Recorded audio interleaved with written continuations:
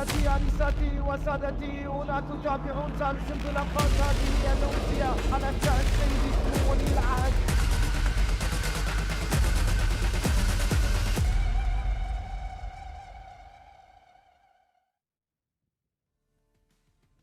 A very good afternoon and welcome to a breezy Rashid Equestrian and Horse Racing Club for the fifth and final fixture as part of the Bahrain Turf Series. From mid-December right through to now, 21 international horses have been based here for the winter, taking on some of the best local trained thoroughbreds. And today, Nick, the winners of the two divisions, the sprint division and the middle distance division, the winners will be crowned today. They will indeed. No prizes for guessing who's been the sprint champion. Brazen Bolt, he could rubber stamp what's been a brilliant series. He's won the sprint series by a country mile, but Ali, the middle distance series, we could yet have a little bit of drama. The top two, they're in a different race today, but both Box to Box and Parlando will be looking to play late gains. So our final two concluding Bahrain Turf Series races are be coming up this afternoon, but today is a big meeting in its own right. It is H.H.SH. Sheikh Nasser's race day, and it also forms some King's Cup trials, the King's Cup in just 3 weeks' time. We've got a domestic Grade 1 and 3 domestic Grade 2s also on the card.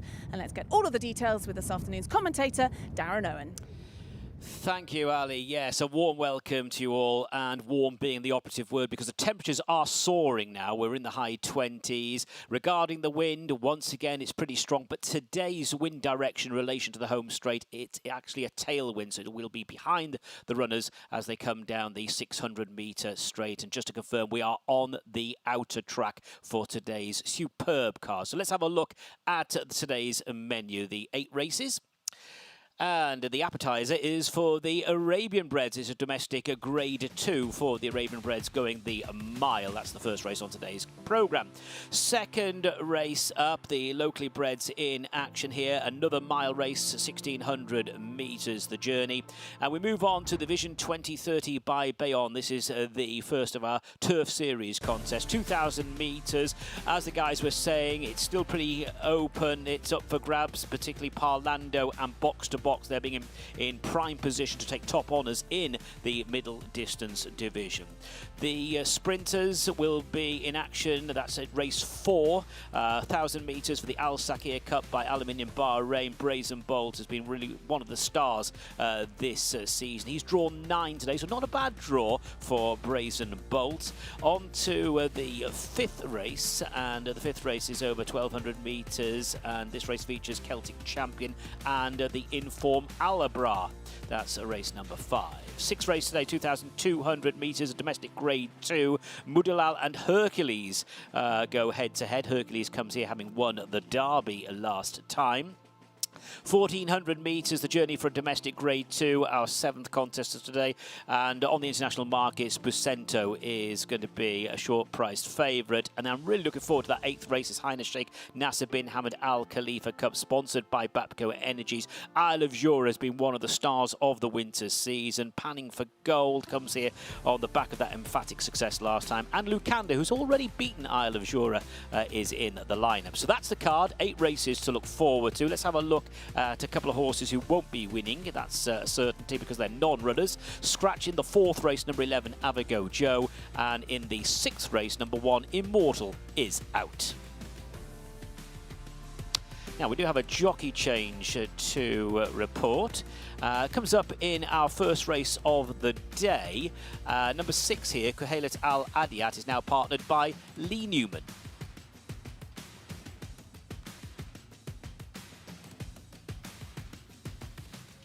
So that's an overview of today's races, but let's now focus in a little bit more on the Bahrain Turf Series, because as I said, it runs right through from mid-December through to today. 5 fixtures, 2 races at each fixture, 1 for the sprinters, 1 for the middle distance horses.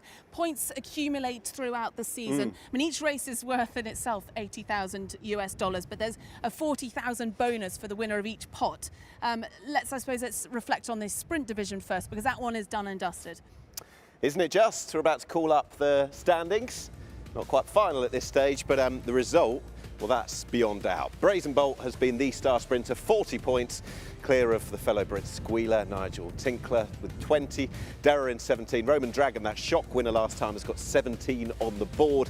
But Brazen Bolt has been the absolute star, so there's no doubting that one. But The middle distance one, a little bit more open. It certainly is. Two horses then could overtake Isle of Jura at the top of the middle distance pot. So Isle of Jura and Lacandra are now out of the handicap. They progressed on, and actually, obviously, they ran brilliantly in the international listed Crown Prince's Cup just a few weeks ago. Yeah. So they can't run in the Turf Series anymore.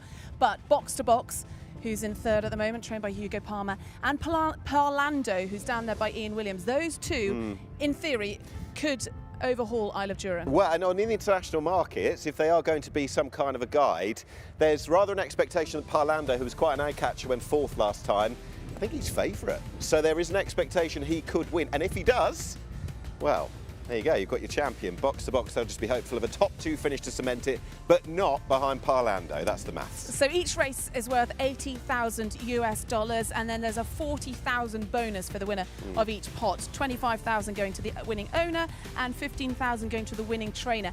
And a horse like Brazen Bolt has won over £67,000 in his 4 runs here, so he has certainly paid his way out. He's earned more money here in 4 runs than he has in, I think, 30 odd races back in the UK. So yeah, he's going to be, well, he'll be receiving the cheque this afternoon for $40,000 US. So really good prize money, more prize money. This is the 3rd season of the Bahrain Turf Series, more prize money and understandably a better class of international horses that have come over. Absolutely, and fair play to the connections as well, and in the form of the Quins, who have got Brazen Bolt. They've also got another bullet to fire in JM Jungle as well, so I'm sure they will be back for more next year, as will hopefully yourself and myself as well. It's not been a bad series. It certainly hasn't. So our 2 Turf Series races are the 3rd and 4th race on today's card, and we are now going to hear from a new face. As you mentioned, this is the final fixture as part of the Bahrain Turf Series. But one man here riding for the very first time is a British-based jockey, Kevin Stott. Well, we might be at the end of the Turf Series, but a new face to introduce right at the end of it, Kevin Stott, who's no stranger to Middle East, but first visit here to Bahrain. How's this come about? Yeah, like you say, first visit. I got contacted by an owner who I'm riding for today to ask if I'd come out, and I could come at this stage. I've been asked before, but circumstances hadn't been available for me to come out. But they have now, and yeah, I've come out, and I'm looking forward to it.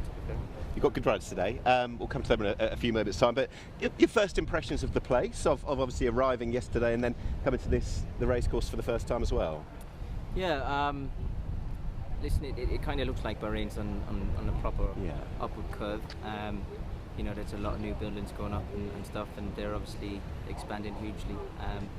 First time at the track, I've had a little walk around. It's a lovely track, big galloping track. So yeah, I'm looking forward to it. Yeah, and as I said, you've been in Dubai, you've raced in the Middle East before, but as an observer, you'll have seen the strength of the international racing scene here grow with each year as well. So having that opportunity to come out yourself, was that just something you were quite looking forward to when it allowed? Yeah, I was. Like you say, you know, each year the Bahrain Turf Club has obviously put a load more money into it, and that attracts a lot of international runners. So yeah, there's some good horses being run here, and I think in many years to come it'll probably get even better, you know. So yeah, it's nice to come out and experience it and see what it's about and stuff, and yeah, I'm looking forward to see what it's like. So competitive rides in equally competitive races today, is that the assessment probably? Yeah, listen, I'm not riding any short price favourites, but you know, they've all got a little chance, and yeah, like I say, it's an experience just to come out and ride, and if one can win, then we're all happy. But yeah, we'll try. Yeah. And for people that want to see a little bit more of you, I'm right in saying it's not just today, you're here tomorrow as well? Yeah, so the owner who I'm riding for today asked if I could stay and ride tomorrow for the local races, and you know, I said yes, just to gain a bit more experience, like you said, by being out here. So yeah, we'll see. Well, hopefully we're speaking to you as a winner. Kevin, thank you, and welcome to Bahrain. Thank you.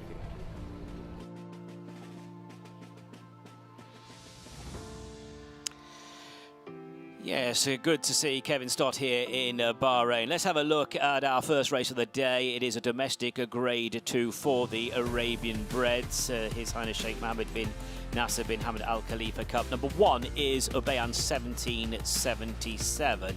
Comes here on the back of that Crown Prince's Cup win. Number 2, Stefan Lajaj partners that horse, by the way. Number 2 is KHALED Afas with Hussein Maki. Number 3, Musanan and Abdullah Faisal. Number 4, BEYON 1867 and Ibrahim Nada. Number 5 is Tuwaisan and Ahmed Maki. And the lineup completed by number 6, Kuhailat Al Adiyat. Lee Newman, note Lee Newman, now takes the ride aboard the horse who was second to BEYON 1777 in the Crown Prince's Cup recently. So that's the lineup for our first race of the day.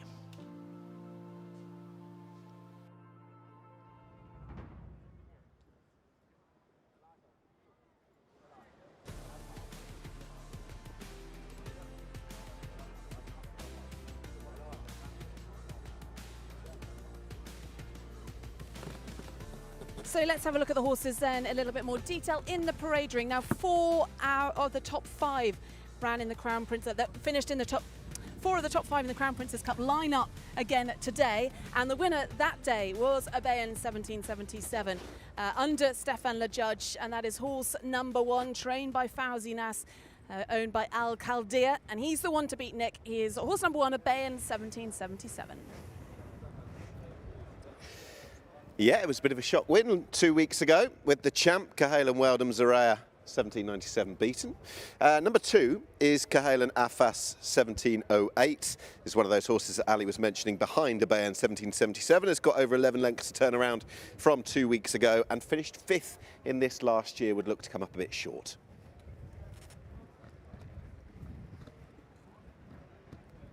This nice looking grey then is Masana 1811, and this one who has also got plenty to find on a BEYON 1777, finished almost 13 lengths behind him in the Crown Prince's Cup, but he was a good winner on Bahrain International Trophy Day back in November. He'll be ridden by Abdullah Faisal for trainer Abdullah Kuwaiti.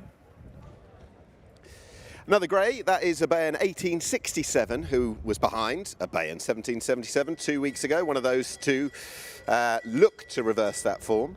But you judge him a little bit better on that race 2 starts ago when he made KHALED Weldon Zaraya 1797 work very hard and was just denied a short head. Might be a player.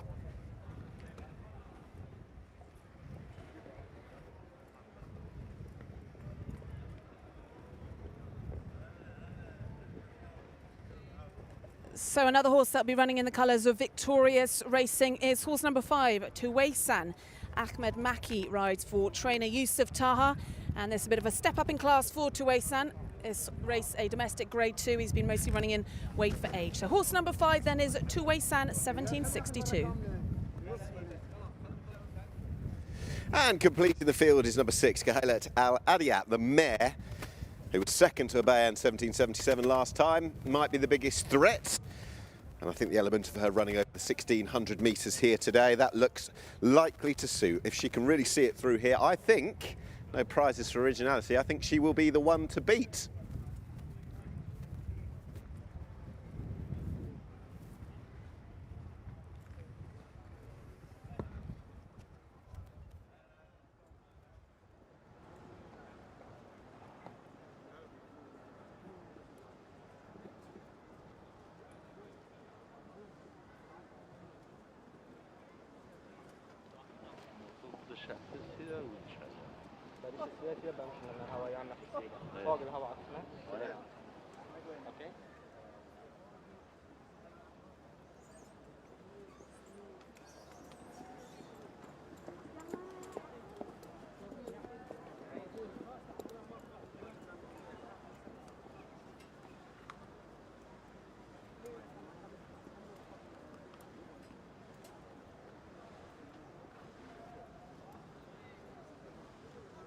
Are making their way out onto the track. A few of them have done so already. 2 left to go. Those being the greys, Musanan 1811, horse number 3, and also a BEYON 1867.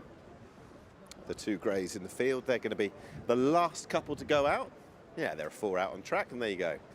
The 6-strong field will be out on the track for the first race of the day, 1:50, the off time locally, over 1,600 metres. 2 weeks ago to the day, we were likely expecting KHALED Mzuraya 1797 to just continue his relentless winning march through all the races he runs in here, but not a bit of it. We had a shock, which is good. His attendance, well, he's not here now. And BAHRAIN 1777, the stablemate who beat him, bids to confirm that he could be top dog around. Yeah, BAHRAIN 1777's finished behind KHALED Mzuraya countless times. I think he's finished second to him in the last 2 runnings of the Crown Princess Cup and the King's Cup, so pretty used to being beaten by him. So it was nice to get a little bit of revenge. And actually, BAHRAIN 1777 is the only horse here in Bahrain to have ever beaten that good one, the KHALED Mzuraya. It's twice now.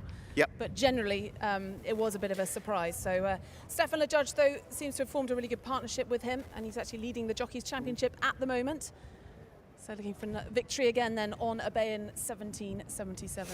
Yeah, won this race a couple of years ago. I think when we were actually talking again 2 weeks ago to the day, the line about this fella was that he was sick of the backside of his stablemate KHALED Mzuraya, but on that occasion he powered past him. You have to think that that horse had underperformed somewhat on what we knew, but at the same time, BAHRAIN 1777 is a very good horse in this sphere. Back into the big time, 8 career wins to the name, has won this race before and looked as good as ever last time. I do think the horse that finished second to him last time is going to be a big old player here. That is the mare who was getting a little upset in the parade ring. Hopefully nothing that's going to be borne out on the track, but Khaila Al Adiyat, well, she was second last time. I thought she was going to go and win from a long way out, but I think over this trip, I think if she can see it all the way through, I think she'll reverse the form.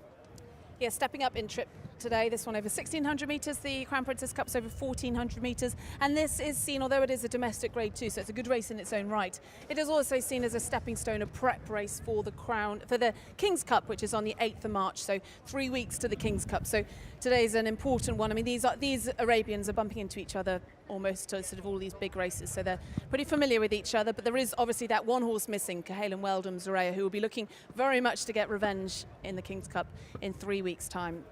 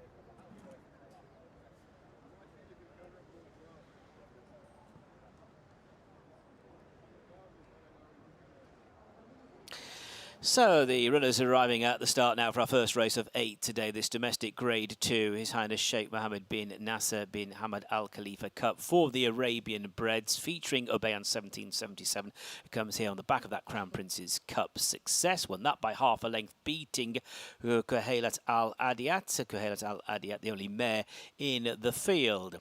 So BAHRAIN 1777 is drawn on the wing in stall number 6, but only the 6 runners here. Nice run down the far side before they get to the opening bend. So they start this race in the chute at the entrance to the back straight. So they're going a mile, 1,600 metres the journey. And as the guys were saying, no KHALED Mzuraya in the field today. BAHRAIN 1777. Then coming here in good form, Victorious, well represented with 3 runners in the race. KHALED Al-Adiat with the red and white striped cap, the white cap on Tuwaisan, the red cap on KHALED Afas. And we've got Al-Wazmir with BEYON 1867 with a white cap, blue cap on Musanan. So runners going into the stalls for race 1. The Arabian breds in action over 1,600 metres. KHALED Afas is about to load and complete the lineup. All in, they're ready to go for our first race of the day.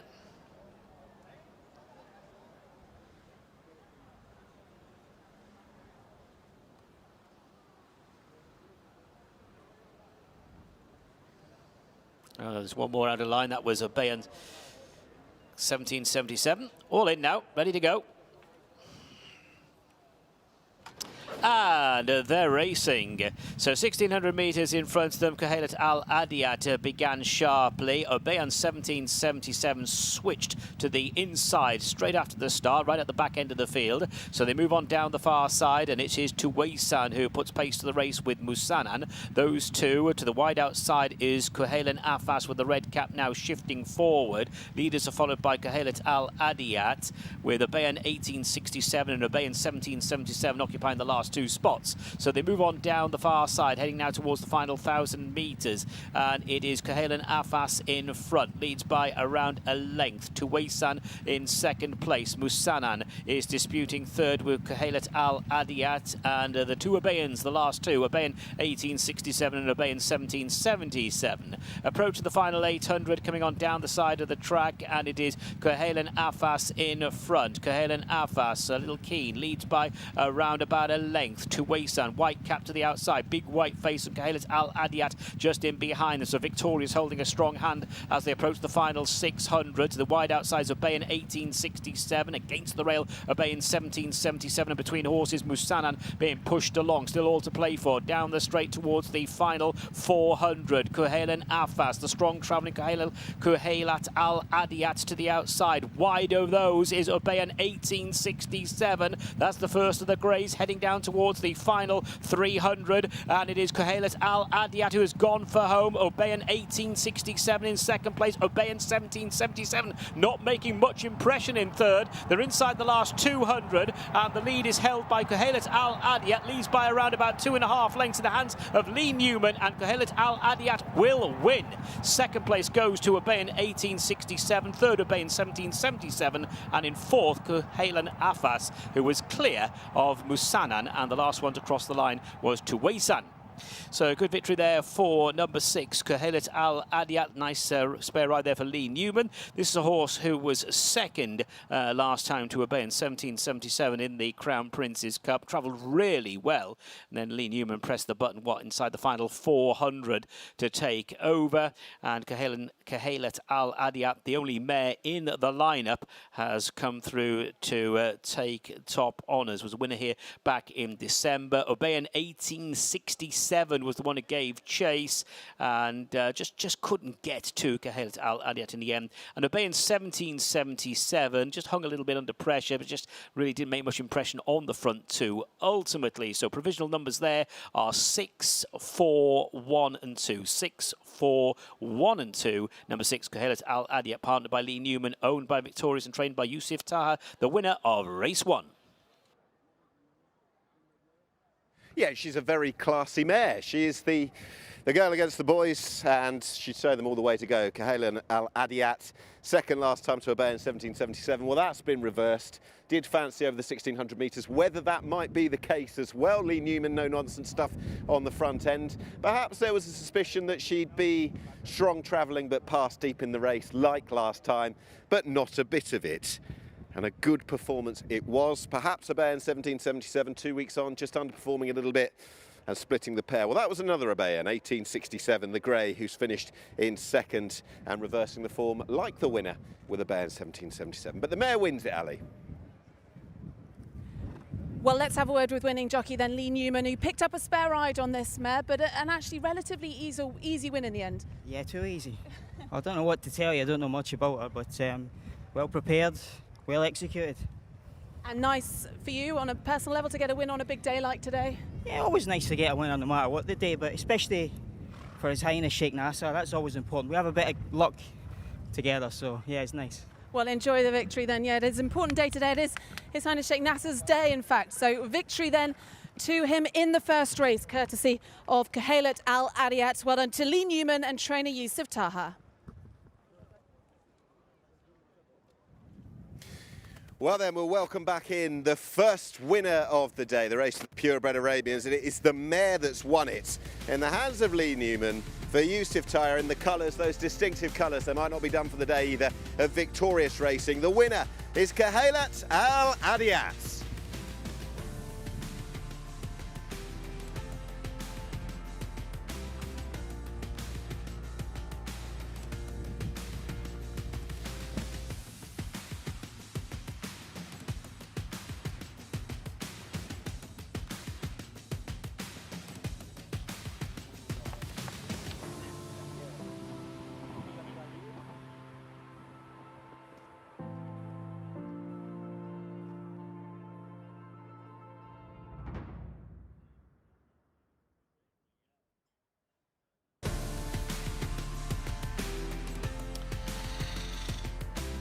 So the provisional placings to our first race of the day, His Highness Sheikh Mohammed bin Nasser bin Hamad Al Khalifa Cup.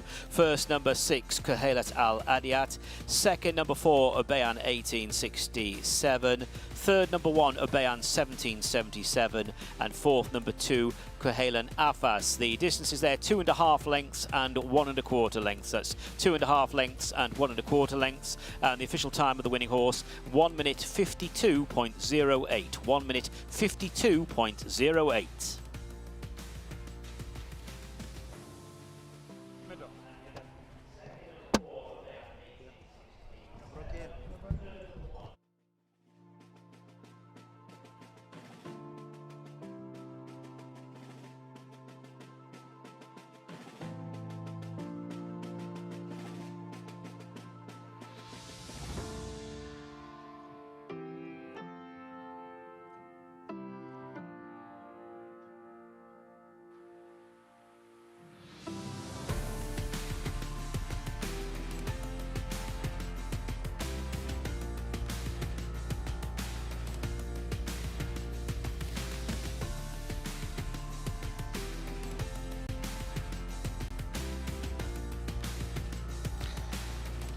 And the result is now official. They have weighed in for the first race.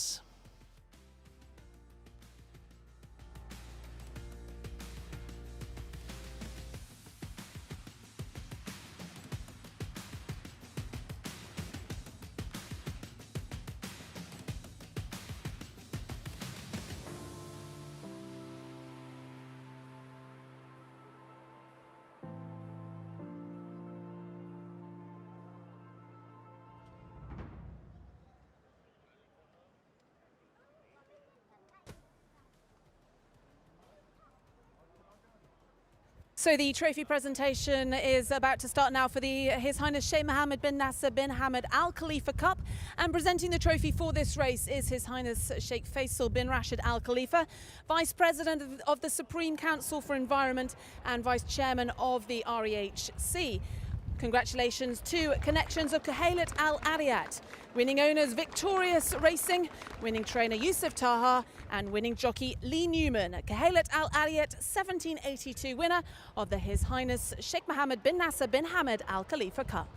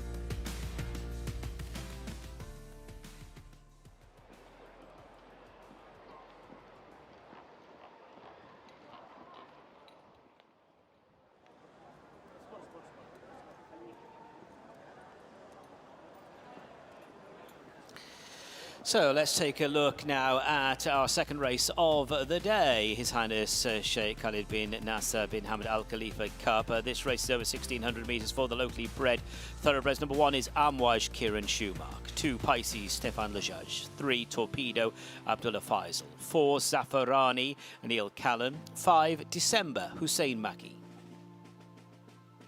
Number 6, Rider on the Storm, Lee Newman, looking for a quick double. Number 7, Social Distancing, Gerald Mosse. 8 is Dalail and Ibrahim Nada.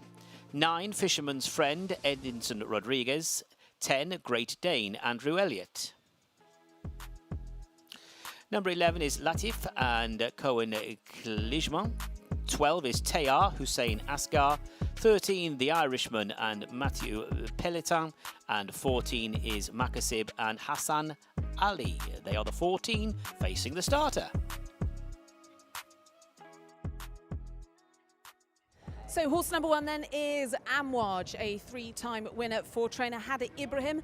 Kieran Schumacher takes the ride on Amwaj. He's returning to Wait for Age Company, having finished down the field in the recent Crown Prince's Cup. So horse number 1, Amwaj. Horse number 2 will follow on and pick up Pisces, who was another that came out of that race that Ali was mentioning. Won by Immortal. Pisces was down the field that day, in fact a long way down the field. A useful winner of a letter race a couple of starts ago. Might be more of an attainable standard for Pisces, number 2. Well, jockey Abdullah Faisal takes the ride on horse number 3. That is Torpedo, another one for trainer Hada Ibrahim. This one finished down the field when we last saw him back on the 9th of February. And is horse number 3 then, Torpedo.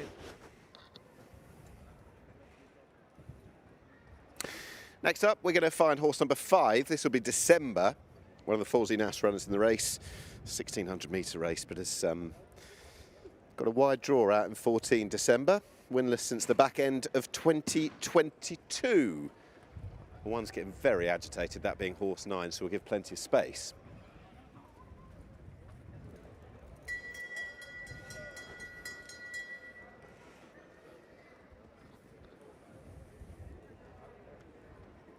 So that is the bell for the jockeys to mount, and the man who will be getting on board horse number 6 then is Lee Newman, looking for a quick double.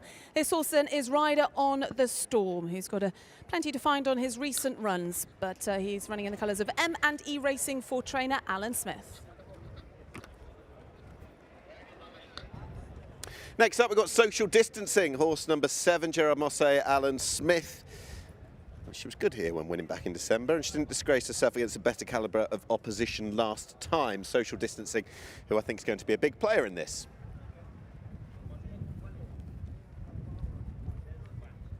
Another one for trainer Hada Ibrahim. He's got 3 in this race. This is Dalail, a horse that'll be ridden by Ibrahim Nada in the colours of His Highness Sheikh Hamad bin Abdullah bin Isa Al Khalifa, who picked up a win back on the 5th of January. But well beaten by Hada when we last saw her. This is another mare in the race. That's horse number 8, Dalail.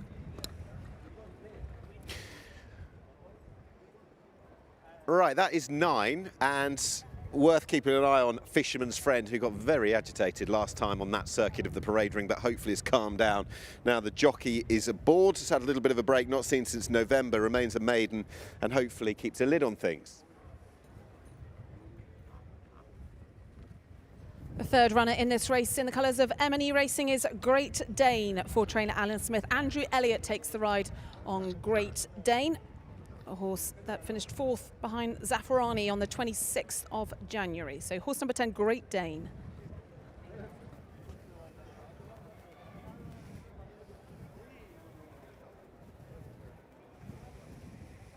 The horses are making their way out onto the track. The latecomers, or the last to go out, will be the higher number runners, 12, 14 and co going past us, but also some of the lower numbers, 1, 3, 5. They're yet to get their jockeys aboard. We'll hope to cover as many of these as we can for you. It's not. And some horses making their way straight out onto the track. That's horse number 2, who'll be coming straight down from the parade ring. just leaving the paddock now in the red hood. You'll just see him in shot there. That is horse number 2, Pisces. Stefan the judge rides this for trainer Fauzi Nas, and this would be one to keep an eye on. Pisces was a good winner back in mid-January and finished well beaten in the Crown Prince's Cup, but back over 1,600 metres should suit him a bit more. That is horse number 2, Pisces.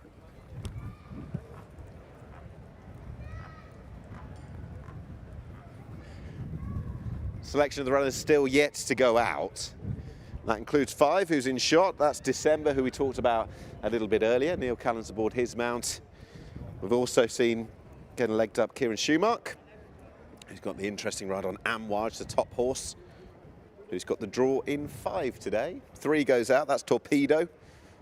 But to shoot them all down, terrible pun. I was going to say if Pisces wins, it's written in the stars, but again, I might leave the puns to someone a little bit more qualified than me. 1 or 2 still to go out. That includes 8. 8 is Dalayil. Form perhaps leaves a little bit short. Did win here a couple of starts ago. Ibrahim Nada's about to get aboard that one. Big field, 1,600 metres like the Purebred Arabian race. Once again, the test.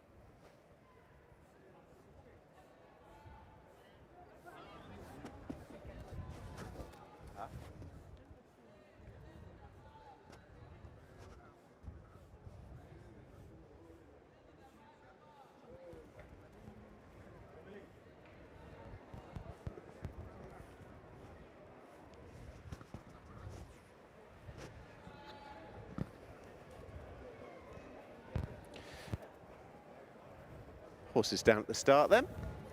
And we'll pick up horse number 11. That's Latif, who's still a maiden after the 4 starts so far, yet to hit the frame in the 4 starts either, albeit third in a small field on start 2 back in December. But really pleased to say on a day of international appeal, one of the international icons of the racing scene is alongside Ali. He certainly is a familiar face, certainly in the UK and in Ireland. Racing pundit, racing presenter, Kevin Blake. Kevin, nice to see you back here. This is your second trip out to Bahrain? Second visit, Ali. I was here for the first time just over a year ago. Really enjoyed it. Met some great people. So I think it might just be an annual thing now. A nice little getaway from the jump racing at home. And a nice little getaway from the British weather, certainly. But in terms of the Bahrain Turf Series, you will probably have seen the runners out that were out here last year and an improved bunch this season. Oh, the whole scene in Bahrain seems to be progressing from year to year, doesn't it? The Turf Series, the international race just gone was absolutely fantastic. And look, it's becoming extremely competitive, which I think everyone hoped and felt it would year to year. And, you know, I know I'm associated with Joseph O'Brien. We're very, very keen to have runners over here. We had one in the international race in November, and I'm very keen to get involved in the Turf Series. But we're very careful to find the right one because we know it's going to be very difficult to win races over here. Yeah, it certainly is competitive. And when you're back at home, how would you describe the scene here and what's it like, the atmosphere on race day? Oh, it's lovely. It's lovely. The facility is so good. There in the mornings, watching the horses work. It's all just really nice, enjoyable. The people are so laid back and nice to deal with. It's just a real pleasure. Well, enjoy your day. Good to see you here. Thank you, Ali. They just asked me to wait, and then they didn't have any girths. We've got. You know what it's like in there. It's a fucking mess.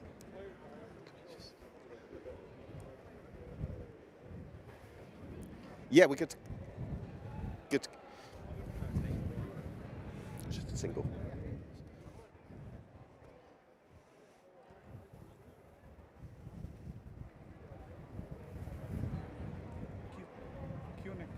Right, one man who's no stranger to success here in Bahrain, that is Callum Shepherd, who's had a winter to remember. Is that a fair assessment, Callum? Absolutely, I know. Had a wonderful time of it. really enjoyed getting to know the sort of the jurisdiction that is racing here, and it's obviously been a very successful venture for myself and George, and nice to come in to probably my penultimate visit of the year with 4 rides, and obviously headed by Isle of Jura in the last. It will come to him, but how have you sort of assessed the standard, the quality of competition, be it international or local?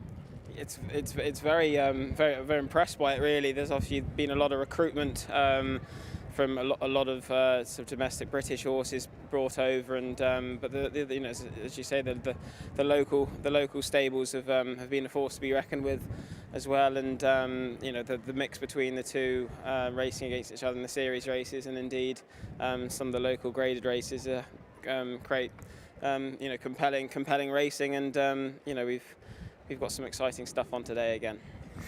None more so than Isle of Jura, who meets Lucanda once again. Look, he could win the Turf Series without actually running in it still. He's up top there. But he's been brilliant this season. You and him seem to have clicked as a partnership. Yeah, I really love the horse. He started off, I think I rode him on his second start round Thirsk on one an incredibly wet summer day, and he was off 70 and improved before he came here, and it's just made a man of him. He does everything right now, and he's becoming a more complete racehorse.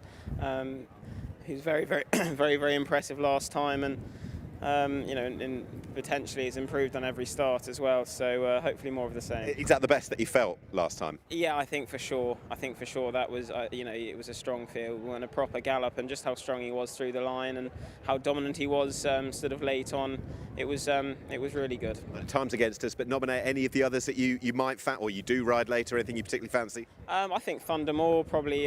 He was beat out of sight essentially on his first 2 starts here, but absolutely pulverised him in a local race, in a weaker race, and he's been punished for that. But if that's got his confidence back, if he can reproduce that, he'll take a bit of beating. Callum, best of luck. Thank you for talking to us. Thank you, Nick. Cheers.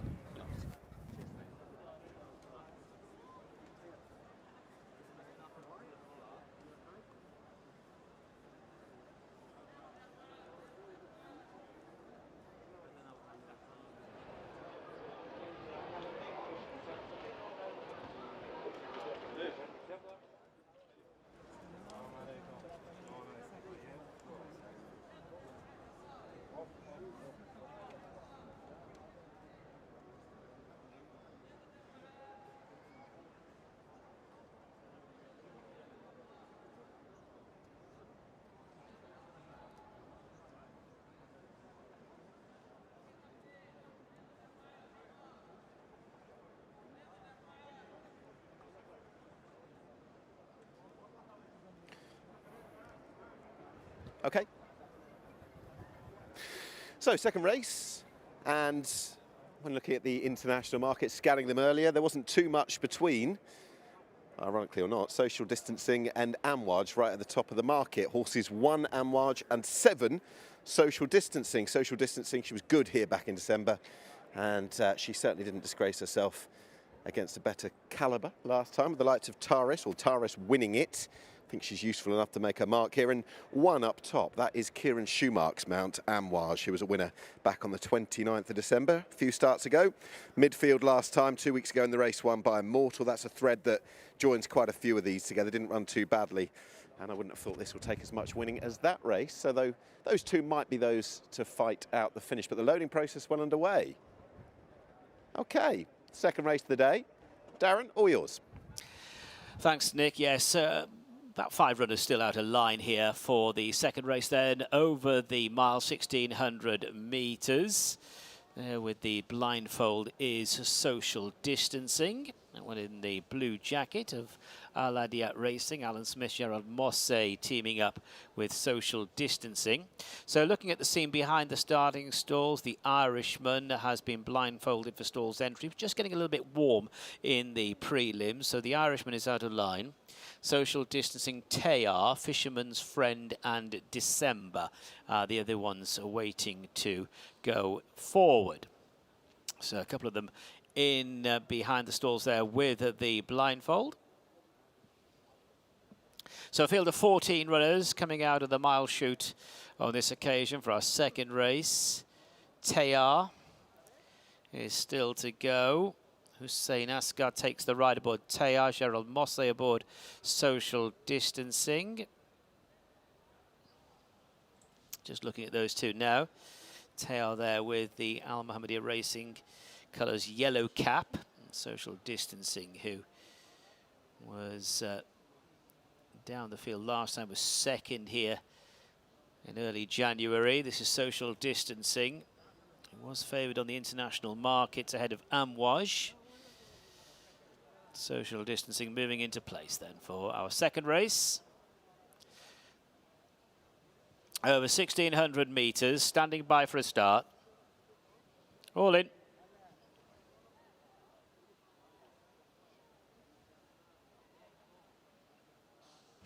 And they're off. With December beginning well on the extreme outside. Social Distancing is right there. Dalail and Torpedo are showing up prominently as well as they form their early order. And Makasib is also moving into a handy position. White cap just off the leaders is Fisherman's Friend, rather keen as well.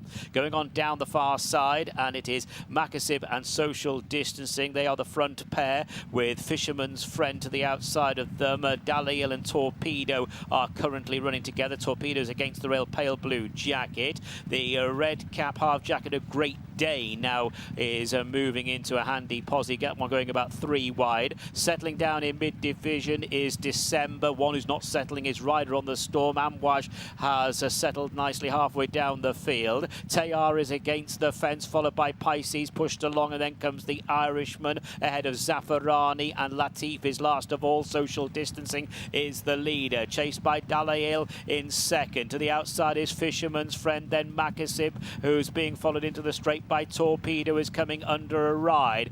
Further back then to Rider on the Storm, who's trying to land a blow but with work to do. Meanwhile, Social Distancing has dashed right away from them. Social Distancing has gone clear. Dalail in second place, followed by Torpedo, Amouage and Fisherman's Friend. And now heading towards the final 100 metres, it is Social Distancing and Gerald Mosse. Well, Social Distancing is certainly keeping his distance away, her distance away from the rest of them. Social Distancing is eased right down to collect. Dalail second, Amouage is in third, and a never near a fourth was December. So it is Social Distancing, number 7, who's gone on to win this mare. Social Distancing, partnered by Gerald Mosse, Alan Smith, Ridey Training, and Al Adiat Racing colours there in the winner's enclosure. Social Distancing, who was second here in early January, was well held behind Taris last time, but was in a league of her own in the end. And Gerard just kicked away aboard Social Distancing down the straight, went clear of Dalail, and 7 Social Distancing has won. Dalail and Amouage second and third respectively, and it looks as though December may have snatched 4th position. So that's 7 Social Distancing taking the money, 8 Dalail in second, 1 Amouage third, and 5 December in 4th place. Social Distancing certainly kept her distance away from the rest of them.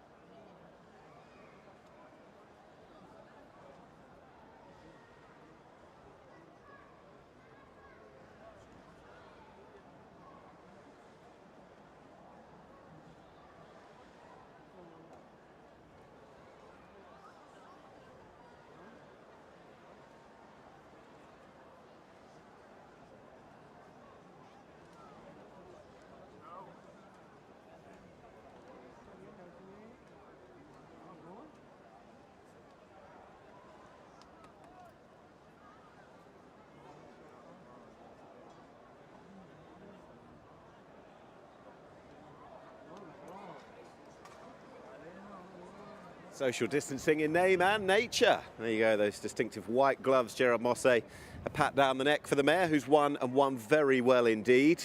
Good no-nonsense ride from Gerard Mosse aboard Social Distancing, who had that sewed up from some way out, returning to 1,600 metres again. Didn't run too badly last time, but had the ability to rather spread eagle them. I'm very sorry to say that this race has been marred by a severe-looking injury to horse number 12, Tayar.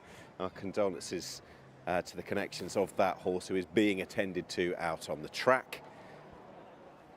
But as a contest, well, this was sewed up from some way out. Social distancing, practicing exactly that, and does so in the hands of Gerard Mosse for trainer Alan Smith. For Al Adiat Racing, their distinctive colours. The winner of race 2, Social Distancing.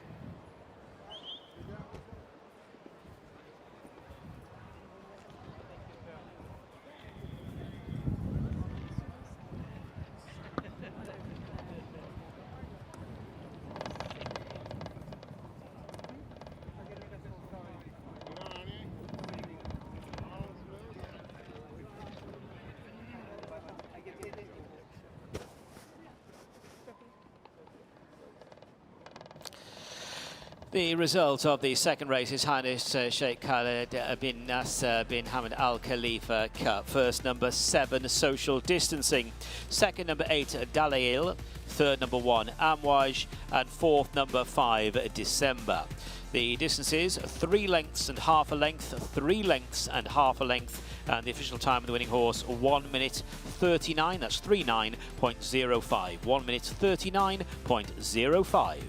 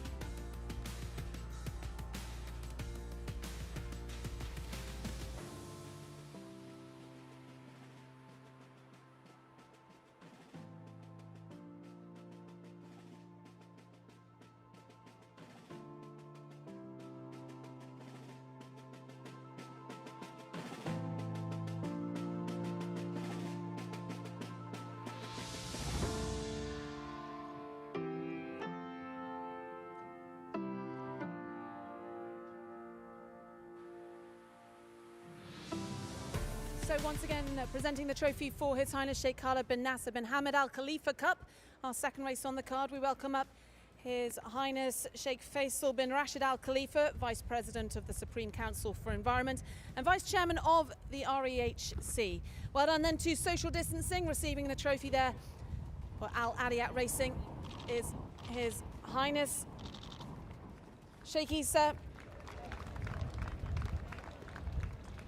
Familiar colours there, His Highness Sheikh Issa bin Salman bin Hamad Al Khalifa, Chairman of the High Committee for the REHC. Also alongside him then winning trainer Alan Smith and winning jockey Gerard Mosse. Well done then to Social Distancing, winner of our second race this afternoon.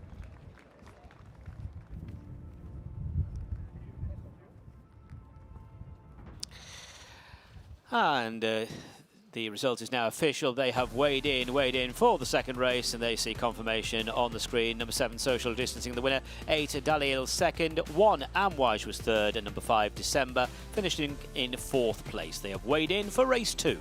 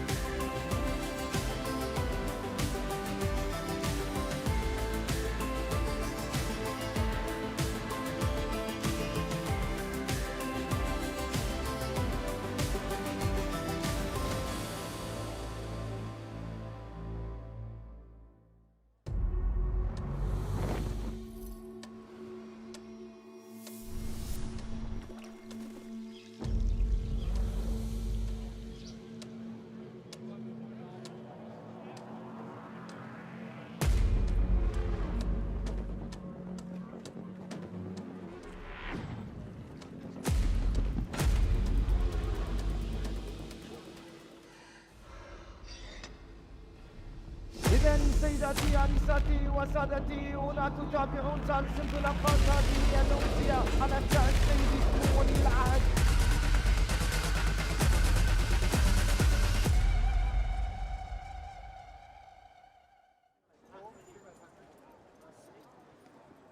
And a very good afternoon. Welcome to the Rashid Equestrian and Horse Racing Club. You join us live as we build up to the Vision 2030 Cup.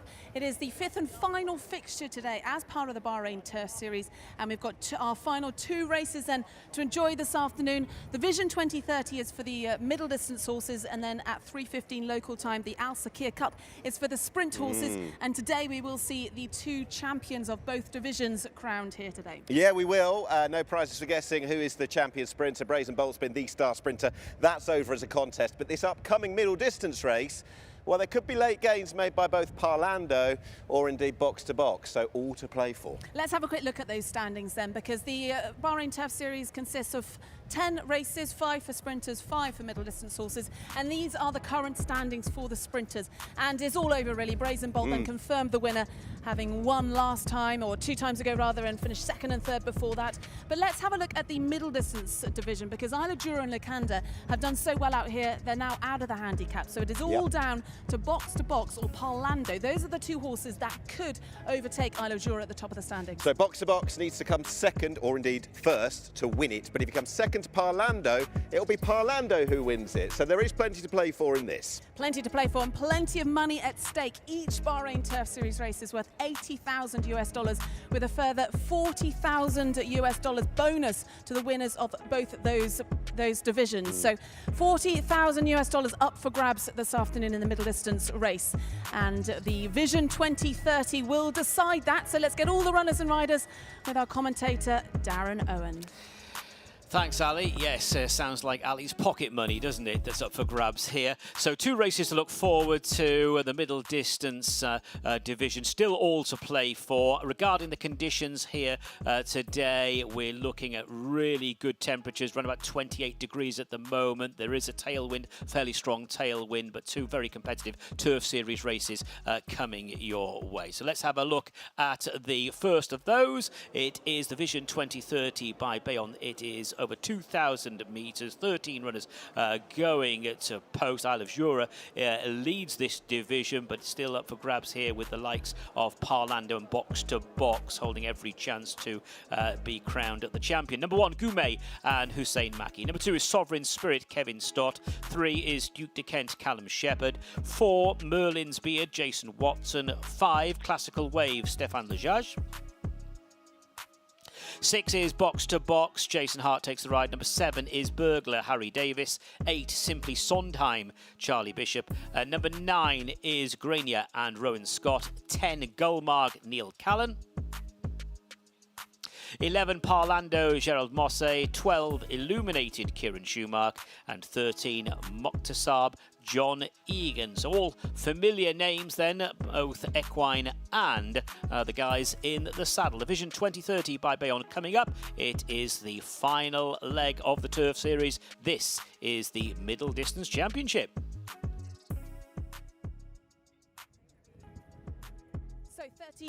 So 13 runners in there, 6 internationals. Let's have a look at them. This one, the first of 4 for trainer Fauzi Nas. This is Goumet. Hussein Maki takes the ride for this one. It was a juvenile winner for George Scott. It's been running mostly over 1,600 metres, so stepping up in distance today. And that is horse number 1, Goumet, in the colours of Al Mohammedia Racing.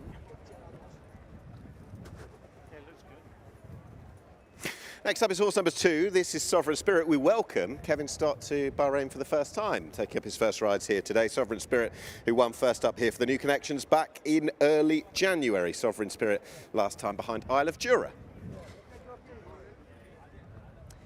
Horse number 3 is Duke de Kent, one of 2 in the race for trainer Ian Williams. Callum Shepherd takes the ride on this one. It's finished as a 2nd in a listed race back in May, and then subsequently moved to Ian Williams. Been knocking on the door and actually ran in the Crown Prince's Cup.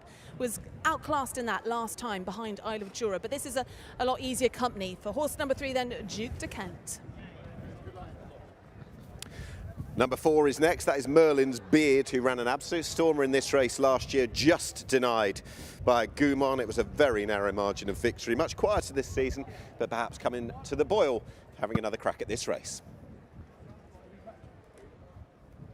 Horse number 5 looks very relaxed. That's Classical Wave. He's been there and done that in all the top races out here. He's a 7-year-old. Stefan Judge rides for Fauzi Nass in the victorious colours. Disappointed last time when we saw him running in the previous Bahrain Turf Series race behind Ecosystem, but that was his first run for quite a long time, so it could come on for the run there. That is Classical Wave, horse number 5.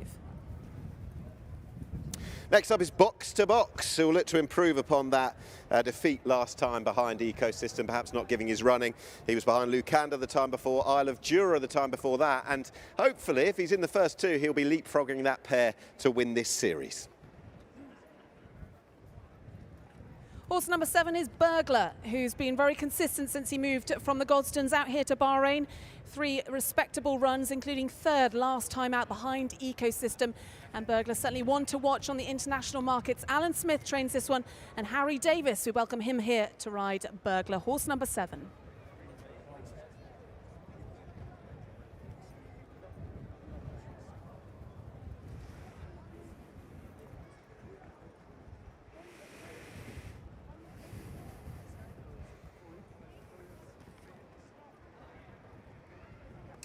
We'll come to the George Baker pair in due course, but we've also got number 10, Gulmarg, who might be a big player in this, something seriously positive to work on from last time. The Bahrain debut went second to Man of Eden in January, beating Burglar as well. For one who is more of a 1400 metre specialist in the UK, he's got something to prove over the 2000. If he does, Gulmarg's a big player. So here is Parlando then, the second runner for Ian Williams. Gerald Mosse takes the ride on this, looking for a quick double. Parlando's been consistent, really knocking on the door in these Bahrain Turf Series races this summer. Hasn't had always the best draw. He's coming out of 1 and he likes to run prominently.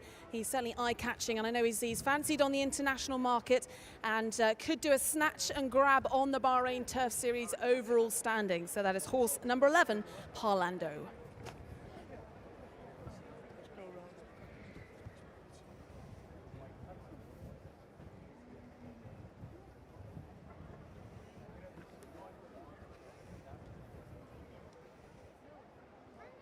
Fascinating set of runners. One who's made his way out onto the track already, that is Illuminated. Horse number 12 has got Kieran Schumacher aboard, who won her a couple of starts ago and generally in good form. 3rd behind Panning for Gold in the Howden Cup 2 weeks ago. That winner runs later in the card was impressive. Illuminated, interesting player.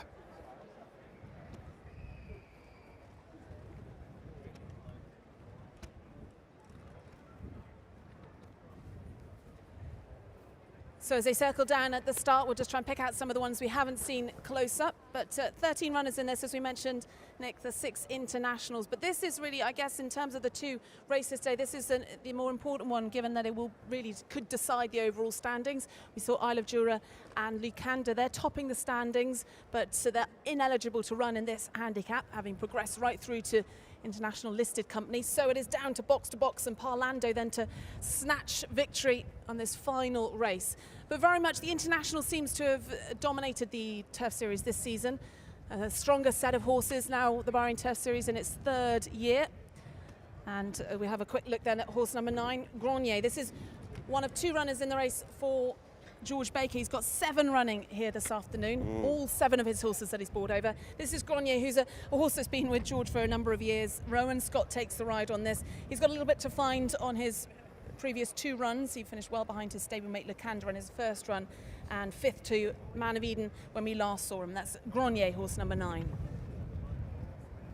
And there is the stablemate, that's Simply Sondheim. I guess, as you were saying, Ali, the team will be working back from the horse who won the final race on this card last year, Lucanda, who will lock horns with Isle of Jura once again. But before that, big players in these kind of races, Simply Sondheim, the George Baker team well represented. 6th in the Anchorman Cup last time. It was hard to close that time in that race. I think George Baker, who also had Sir Winston in the race, would have been satisfied with what looked a fairly reasonable run. It's still early days for this yard, but very much international appeal, big sets of connections here. And although it wasn't to be for Box to Box last time out, that team had maybe a surprise winner in the sprint 2 weeks ago with Roman Dragon. They've got that horse later, but Box to Box once again here today. And here once again then is owner Michael Owen. Michael, you've got the whole team here today to watch box to box. We'll talk through, I guess, his last run. A little bit disappointing. Expectations, he finished 11th then behind Ecosystem. Anything come out of that?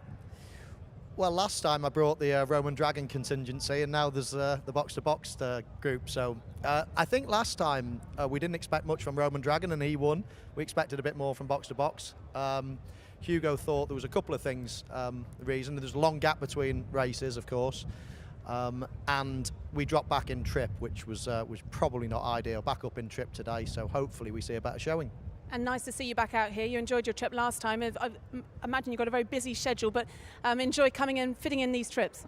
Yeah, it was great. My first time 2 weeks ago, and sufficiently enjoyed it enough to come back. So yeah, we've had a great time so far, and the lads have all enjoyed themselves. So let's hope we can have a result and enjoy it even more. Who's in on this horse exactly? We've got Dylan, we got Steve, and we got Steve. There's about 10 lads that own box to box, but there's only 4 of us out here today. So. Am I right that it's a sort of television team that own it? That's right. So a lot of ex-footballers that now work on the television, and of course a lot of them are midfield players. So the slang for a midfield player in football is a box-to-box player. So we thought combining the TV, which we call watching TV on the box. So it was Andy Townsend actually that thought of the name. So big congrats to him. Well, enjoy the rest of the day, and hopefully we'll be talking to you after some success in this. Okay, thanks.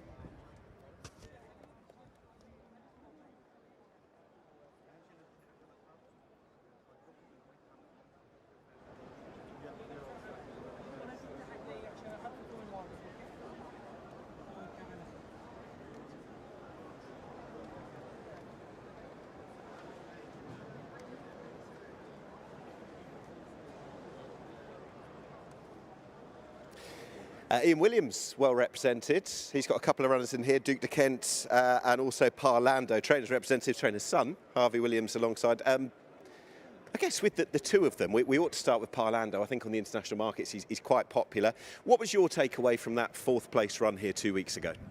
I think he personally ran very well. Maybe the race didn't suit him, he didn't have the best draw, but listen, we've got a better draw this time and hopefully the race will suit him. So I guess we just have to wait and see. It wasn't a race where too many closed, so the way that your fella was wide and then still finished on the front foot, also for the extra couple of 100 metres, it looks quite positive, doesn't it? Yeah, no, I definitely think it's positive, and I think he should be in with a good chance, and listen, we'll see what happens. What about Duke de Kent? I think he was possibly outclassed last run, but then again the race didn't suit him, so I think, again, he's got a different jockey on board. Whether that makes a difference, I doubt it. But I think, again, the ground might not suit, but I think he, again, is in with a good squeak. So we'll just have to wait and see. Trainer watching on from afar? Yeah, he's watching on. He's representing elsewhere, so okay. He'll be there watching. Hopefully you got the magic ticket this time. Harvey, thank you. Best of luck. Thank you. See you soon.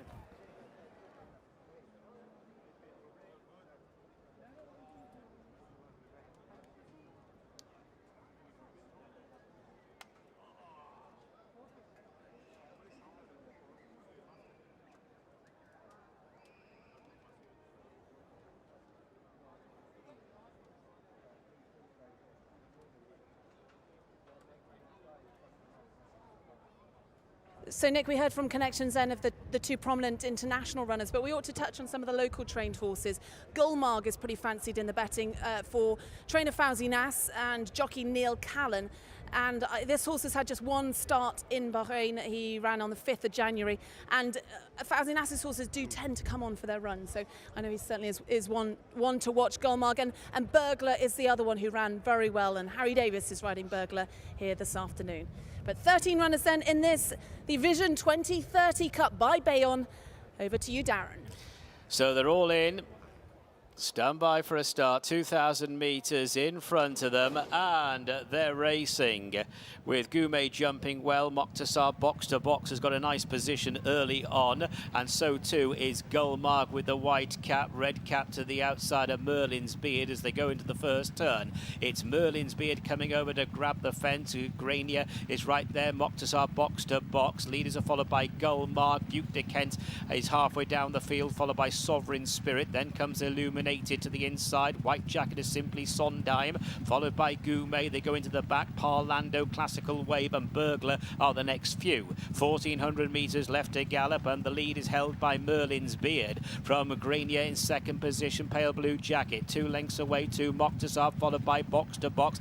Gullmark, Little Keen, Duke de Kent is next, and Illuminated, Sovereign Spirit, Parlando. Simply Sondheim is also a little bit buzzy towards the back end of the field. Goumet's on the inside. Yellow Cap, Classical Wave disputes last with Burglar. So they've got 1,000 to go, and it is still Merlin's Beard from Grenier. They're split by 3/4 of a length and a half away to Moctasar in third. Box to Box is just in behind them in the Catbird seat, being followed by Duke de Kent as they head now towards the final 800. Gullmark, Sovereign Spirit, Illuminated are further back, followed by Simply Sondheim, Parlando. Then comes Goumet, Classical Wave and Burglar to the inside. Homeward bound inside the 600-metre marker, and it's Merlin's Beard the leader from Moctasar giving chase. Then Grenier, Box to Box is trying to open up now and is making ground on the leaders. Sovereign Spirit's also trying to come with a run. Illuminated to the inside running rail, heading down towards the last 300. Here's Box to Box on the wide outside. Over on the far running rail, Merlin's Beard, Sovereign Spirit. Parlando's coming home really well, and Burglar's wandering around a little bit. It is Box to Box and Parlando,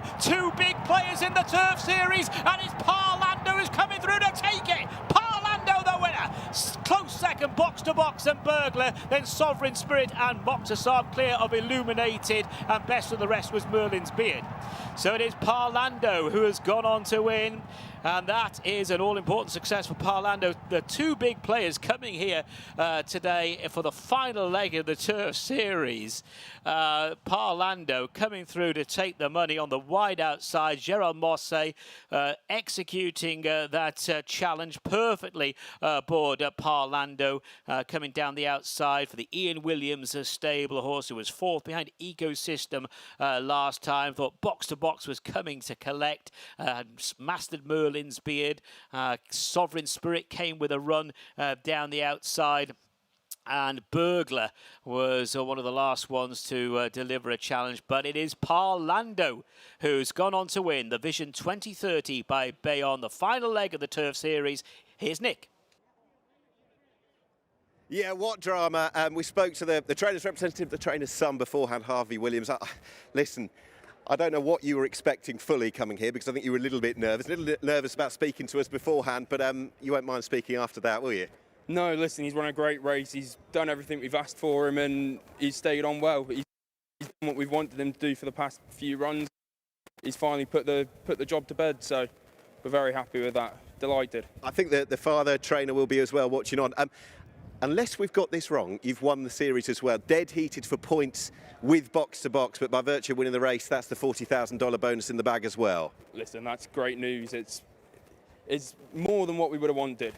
We came out here to win a race, and we've taken the series home, so we can't argue with that. You will be back. Team Williams back next year as well? Definitely. We'll let you go and greet your winner. Well done. Thank you. Thank you.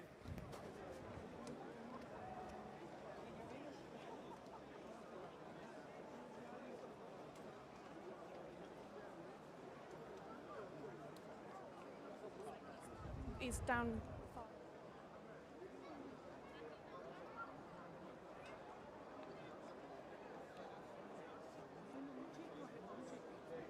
What a performance it was from Parlando, and I think this is actually the drama, the narrative we would have wanted as well. Box to Box looking to have every chance. The horse who was looking to book success in the Turf Series itself had to finish second or better, but in finishing second, has finished second to Parlando. The horse, the only other horse that could win the Turf Series, has gone and done this. There was expectation that there was going to be a big run last time. The wide draw, being wide throughout, wouldn't have been ideal, but on this occasion, the extra 200 metres, the neat inside draw, everything has clicked together for Parlando, who under Gerard Mosse, who's won one of the earlier races today, has landed a double. The French rider, much better draw today, was fourth when closing in the Anchorman Cup, and has closed with aplomb this time. He comes back in splendid isolation, unlucky last time. No issues with that today. This race was nominated instantly by trainer Ian Williams last time, and although he's watching on from afar, he'll be absolutely delighted. His son and representative, Harvey Williams, he didn't know he'd won the series. the winner taking his time coming back in. Box to Box has been one of the stars of the season out here as well. He's run a brilliant race. There's almost a huge moment of applause from his footballing connections, but he's finished second. Burglar in third, Sovereign Spirit in fourth. It's probably got quite a good formful look to it as well. Parlando it is, who has won the Vision 2030 by BEYON, and in so doing, won the Turf Series as well. Drama, and what a race we had to finish what's been a sparkling middle distance Turf Series. We're about to hear from the winning jockey as well. He's at the double, but this is the biggest one of the day. This is the one that mattered the most. Gerard Mosse will shortly be speaking to Ali. So the result of the third race, the Vision 2030 by BEYON Turf Series race. First, number 11, Parlando. Second, number 6, Box to Box. Third, number 7, Burglar. And fourth, number 2, Sovereign Spirit. Fifth was number 13, Moktasab. The distances, 1 length and a short head, 1 length and a short head. And the official time of the winning horse, 2 minutes 01.71. 2 minutes 01.71. Well, he's finally here then. Let's have a word with winning jockey Gerard Mosse. Gerard, you read the script. You timed that beautifully. Well, I used to ride a horse already one time, and then he really gave me a good feel, kept turning. And then he really traveled nice. He was relaxed himself behind. Then I was waiting for my time. I know he will finish off well. He gave me a good acceleration. And he win because I've been lucky to ride him. And the race panned out beautifully for him. And as you said, he's always been a bit unlucky with his draw, but today just seemed to. Well, he was right. always been lucky, but the thing is, if you ride him too close, he give me too much. He's a very generous horse, and when he's between horses, he wants to give too much. Today, I've been lucky to be behind, relaxed. When I pressed the button, he was ready to enter. Well, congratulations then. Let's hear a huge round of applause then for our winning jockey Gerard Mosse on board Parlando, the champion of 2023-2024 Bahrain Turf Series for the middle distance horses. Well, Gerard Mosse, Parlando, Ian Williams.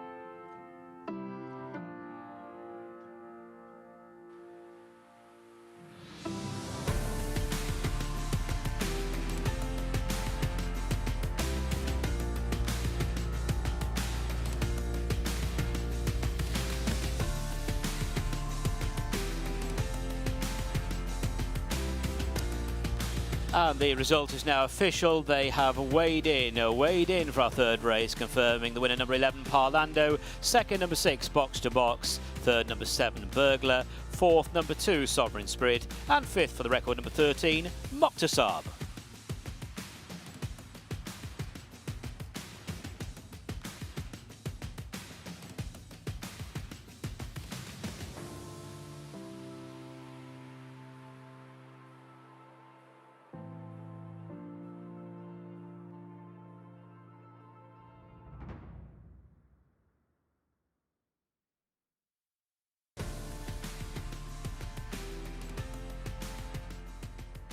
Come to the trophy presentation for the Vision 2030 by BEYON. The final race as part of the Bahrain Turf Series for the middle distance horses.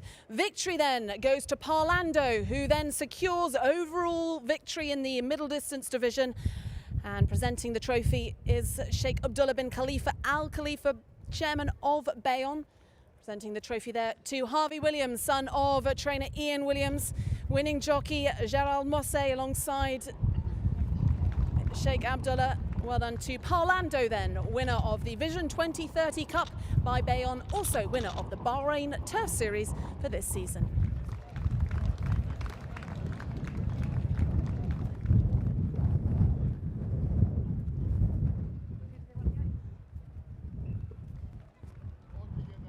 Who do you want?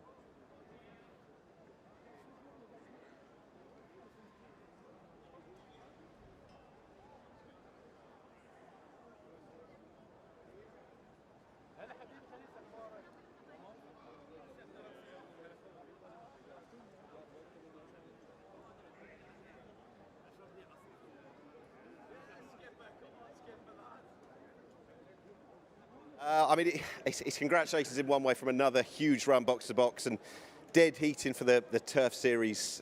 Steve McManaman alongside, but ultimately beaten by Parlando on the fact that he's won the race today. I guess, is it a feeling of mixed emotions coming out of today? No, because I think Ian Williams is going to share the money, I think, with us and the owners. So that was very generous of him. But no, the horse ran great, and that's the most important thing. And you know, we're all together. We've come to this wonderful place and been really looked after, and we're having a most fantastic time. And the fact that the horse ran really well is the most important thing. And of course, hopefully it comes out the race really well as well. Is it your first visit here? It is, yes. And we've been treated and looked after really, really well by you know, likes of Anu's, who's looked after us, Prakesh at the hotel, and we've.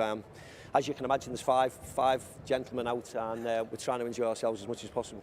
Were you watching on 2 weeks ago when Roman Dragon won and saw Michael's celebrations, and did that prompt coming out here, or were you going to come anyway? We were going to come anyway, and you know, we were disappointed really because, you know, Michael decided to come and join us and put a dampener on this particular trip because the horse won. But we were always going to come. We were always going to come for this particular date because it worked in our schedules. And as I said, we've thoroughly enjoyed ourselves. Will he be back next year, box to box? I think if there's an invitation for him, I think we'd gladly take it up, because Hugo and Lydia, who's looked after the horse fantastically well over the last 3 months, I think everybody's been treated really well, so we'd love to come back again, yes. Great. Well, look, massive run. Sorry about not winning on the day, but go and track down Ian Williams. Thank you very Cheers, much. Steve. Thank you.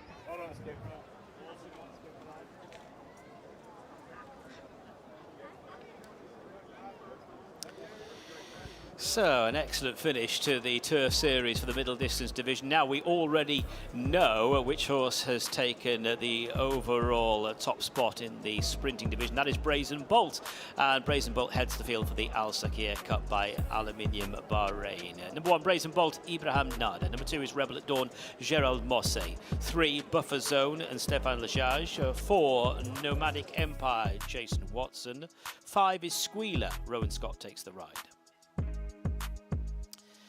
6, the recent winner Roman Dragon and Kieran Schumacher. 7 is Anthem National, Andrew Elliott. 8, Instinctive Move, and Lee Newman. 9, JM Jungle, Jason Hart. 10, Thundermore, Callum Shepherd. Confirming number 11, Avago Joe, is a non-runner. That horse is scratched. 12, Edward Cornelius, Neil Callan. 13, Ekhtiar Abdullah Faisal. 14 is Get It and Charlie Bishop. 15, Swift Asset, Abdul Rahim Jassim. 16, Ibn Arabi, Hussein Maki. 17, Inveigle and Adnan Jaffa. And 18 is Redemption Time, Harry Davis. That's the lineup.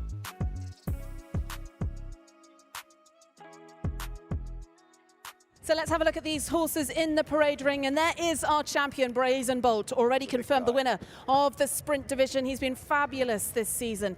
2 seconds, a win back in mid-January. Ibrahim Nader, local jockey, takes the ride today for John and Sean Quinn, but he's got to be fancy. Despite his draw, he's in the middle, but we have seen the high numbers are slightly advantageous when it comes to this course. So horse number 1, though, Brazen Bolt. Okay, there is number 2.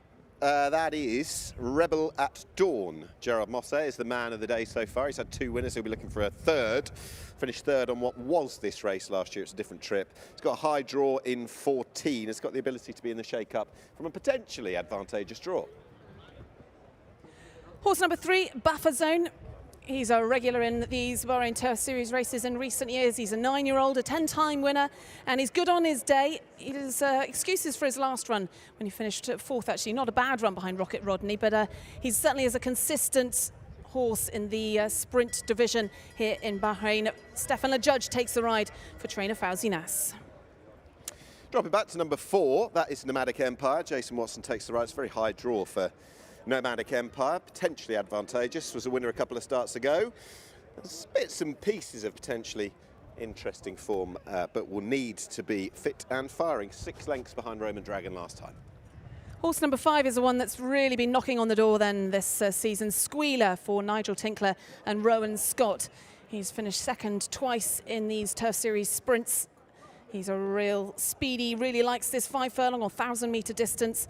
Drawn in 6 though, but surrounded by plenty of other speedy types. That's horse number 5, Squealer.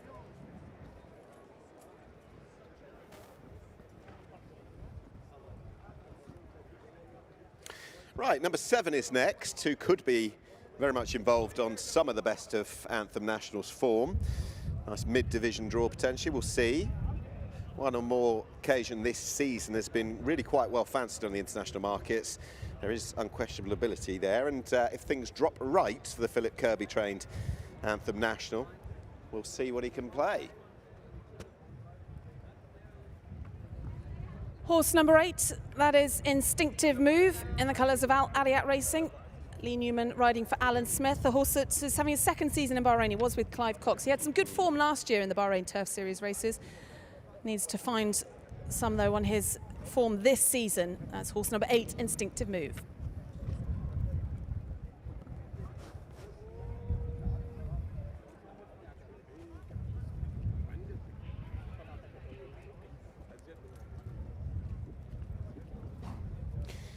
Horse number 5 getting a bit agitated. That is Squealer under Rowan Scott. We're going to find horse number 12 now.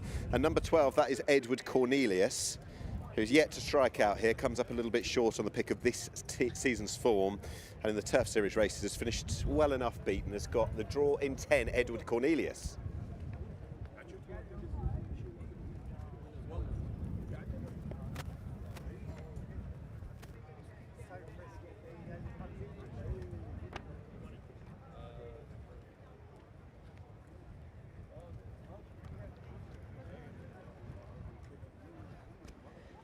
So there in your picture then, horse number 13, Ekhtiar, a horse that was with Doug Watson in Dubai and was once rated 112.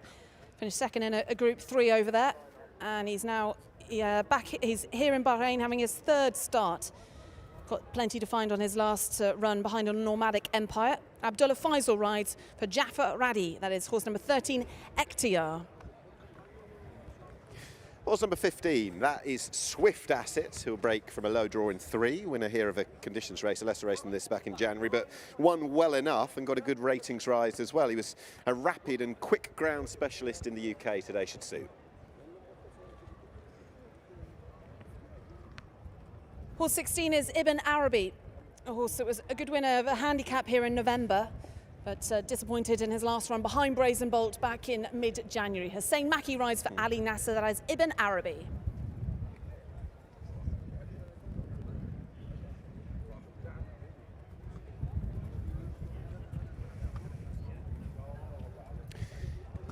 That is horse number 17. Number 17 in Vagel, runner-up the last twice. Interesting in a few ways with some of the form in Vagel. We shall see how that horse is played. This horse will break from stall 11 in Vagel. Might have a little bit to do, but has been running all right behind Nationwide and has got form to turn around with Thunder Moor.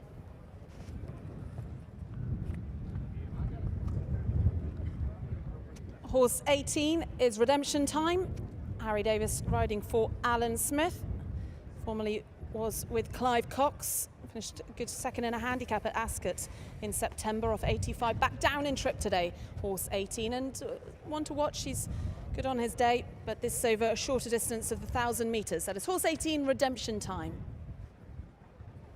Okay, horse number 9, while the Quinn team have the star of the season, Brazen Bolt, they've also got JM Jungle. Jason Hart takes the ride on this one. 2 strong bullets to fire in the race. JM Jungle, still quite a young horse as well. 2 runs out here, the latest of them when beaten only 2 and a bit lengths by the stablemate Brazen Bolt, and the second run a clear step up on the first as well. Could be a big player here.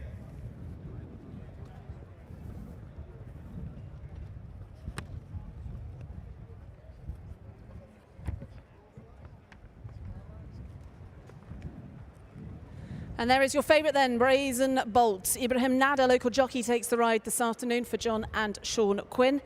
He's won one. He's finished second in 2 Turf Series races.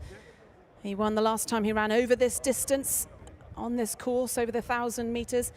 And he has confirmed the champion of the sprint division. Brazen Bolt, though, looking to go out on a high here this afternoon.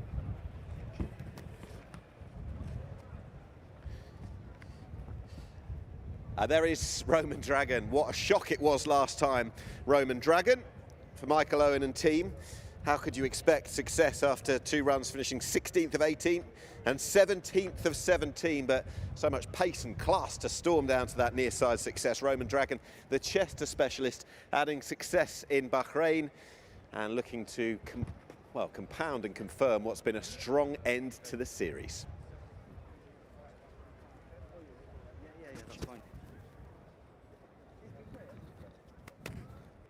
I've got Sean Quinn.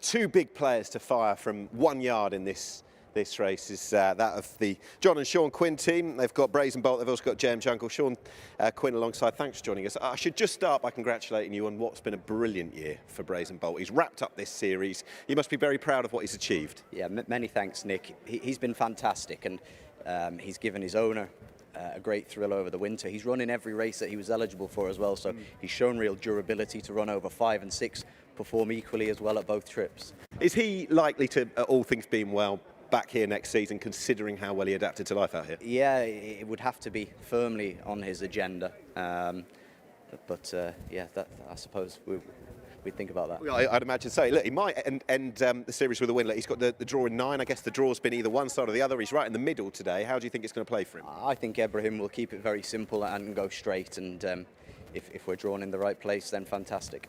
You've got the young horse in JM Jungle as well. Jason Hart's on that one. I guess he improved on the first start out here. What are we expecting third start? Yeah, he ran very well in that graded race that Brazen Bolt won. He raced alone up the centre. All of the action unfolded on the far side. Yeah. And with a little bit more luck, he might have been involved that day. So he's trained fine since, and fingers crossed for him. How much do you enjoy the racing in the Bahrain scene? Yeah, it's lovely, and the horses have been so well looked after. My staff have been so well looked after, so I'm very grateful. We wish you best luck with both of them. Thank you, Sean. Thank you. Cheers.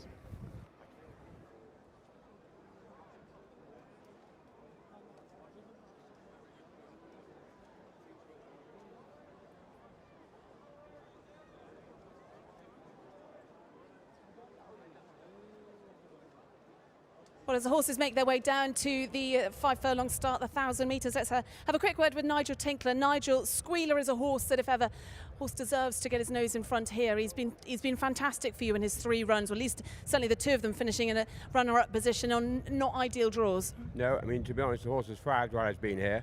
He's really enjoyed it, and it seems very well. If anything, it might have just grown a little bit through our winter. And I think we would have preferred to have been a bit higher, but on the other hand, a lot of the fancies horses are drawn around us, so we're quite content. So you plan to stay then on the far rail? Yeah, we'll stay over there. A strong tailwind here this afternoon. This is over the very fast 5 furlongs. Is that an advantage to him? I think it is really, because he wouldn't get 6 furlongs, and 5s would be his maximum trip really, so we're more than happy with the back wind. And you've generally enjoyed your trips out here, haven't you, throughout the winter? Yeah, it was a good job we don't stay here too long and get too fat. The restaurants are marvellous and the hospitality's been fantastic. Well, let's hope the horse pays for it today. Good luck. Lovely, thank you very much.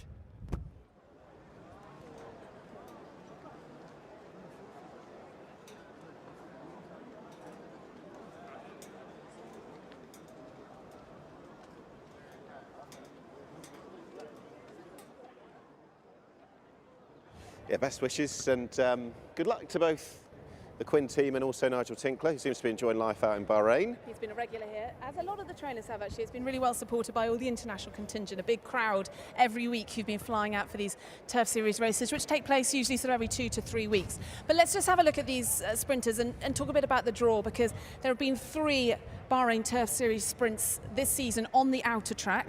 One's taking place on the inner track, and on all 3 of those races, 2 have been over 6 furlongs, 1 over 5 furlongs. All 3 have been won by horses that have drawn in double-figure stalls. So, although it might, I might be eating my words in a few minutes' time, but generally the trends do point to a high draw being advantageous. It has been that way, hasn't it? And obviously what happened a couple of weeks ago with Roman Dragon, he came down from that near side, which I think makes it all the more meritorious what Brazen Bolt did over on the far side that day. I think the draw was against him. He's got that flexibility under Ibrahim Nada to be played whichever way they see it, where the pace is, where the contingency goes, the main contingent I should say, from stall 9. So I guess it's hard to look away from the obvious, the facts, that those that are drawn higher tend to dominate. And with that in mind, you look at all the horses then who are at the head of the market in the international betting, they're all drawn low. So you've got your favourite Brazen Bolt, who's coming out of 9, so he could go either way. I don't know what the tactics will be for him. JM Jungle, he's drawn 1.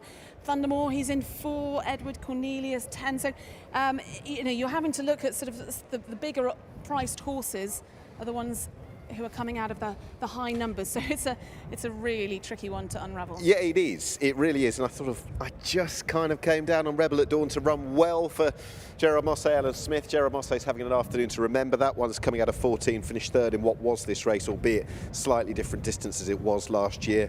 But as you quite rightly say, Instinctive Move out of 15, XTR, we don't know where that horse is, out of 16. You're looking at horses that are going to be perhaps less fancied on the international markets, but by virtue of their draw, buffer zone, etc., could just get a bit of a flyer. I like the look of Redemption Time, and he's coming out of 13. Harry Davis takes a ride on that one, but presumably stable jockey Gerard Mosse would have the selection there, and he's gone for Rebel at Dawn. One that I quite like at a big price is Buffer Zone, who's a horse that he's been running in all these Turf Series races for a number of years. He's a 9-year-old now, and I think he's a big price. He's coming out of stall 18, Stefan the Judge, Fauzi Nas, and in the colours of Victorious, who's His Highness Sheikh Nasser, and it is his day here this afternoon.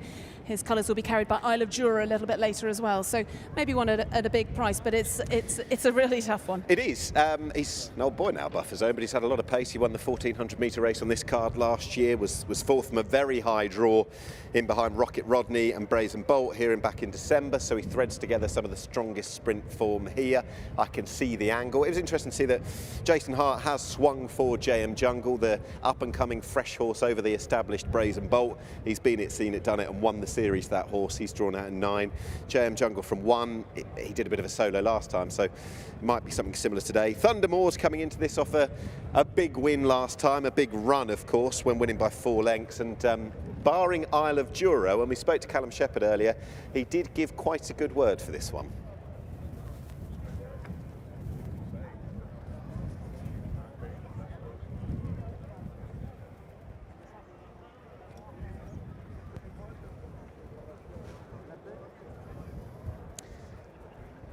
Okay, so hopefully we're not going to be too far away from a jump. It's the last of the Turf Series races of the 23-24 campaign. It's gone like that, but it's been extremely enjoyable. We're not going to get the drama we had, Ali, in our previous division, the middle distance one. Who could have written that script? This one's been wrapped up from some way out, and one man who's certainly called Brazen Bolt plenty of times is Darren Owen. Thanks, Nick. Yes, so the field moving into place then for the final Turf Series race of 23-24, the Al-SAKHIR Cup by Aluminium Bahrain. And we're well through the loading up process, so Brazen Bolt then the confirmed series winner coming out of stall number 9. Stable companion JM Jungle drawn right over on the far rail in stall 1. So loading up continues as Anthem National joins the lineup going into stall 7. So there aren't many more out of line. Instinctive Move is still to go into stall number 15 and is moving towards the gates now. And they are about to complete the lineup. So 5 furlongs, 1,000 metres down the straight. Stand by for a start. Last one's going in. They're about set, and they're off. And off to a pretty good start where JM Jungle and Get It. Thundermore is showing up brightly with Swift Asset down the far side. Down the centre is Brazen Bolt ahead of Squealer. They're being followed by Edward Cornelius. Inveigles towards the near side with Rebel at Dawn. Dark Blue Cat. Redemption Time is hunting them up, being followed by Instinctive Move, Buffer Zone. Further back to Nomadic Empire. Ektiar is right at the back. Anthem National is outpaced as well over on the far side. Heading down towards the last 400. It is Thundermore, Get It and JM Jungle being followed by Brazen Bolt, Swift Asset. Squealer is just off them. Further back to Edward Cornelius, and the far side at the moment appear to be dominating. 200 to go. It is JM Jungle far side from Thundermore, Swift Asset, then Brazen Bolt. Roman Dragons trying to run on the far side, but it is JM Jungle in front. What a great winter the Quins have had here in Bahrain. JM Jungle the winner, Thundermore and Roman Dragon vie for places, and Get It was next. So it is JM Jungle who goes on to win, has defied the draw. Stall number 1. JM Jungle, a very fast horse indeed. Very speedy. Jason Hart aboard, and today it was the far side that seemed to dominate the race. JM Jungle, who was 5th behind stable companion Brazen Bolt last time, was in mid-division behind Derrin, but he is a speedy horse, this horse, JM Jungle. He had a good season last season in the UK, winning over the minimum trip at Goodwood and Haydock. So JM Jungle, it takes out the Al-SAKHIR Cup.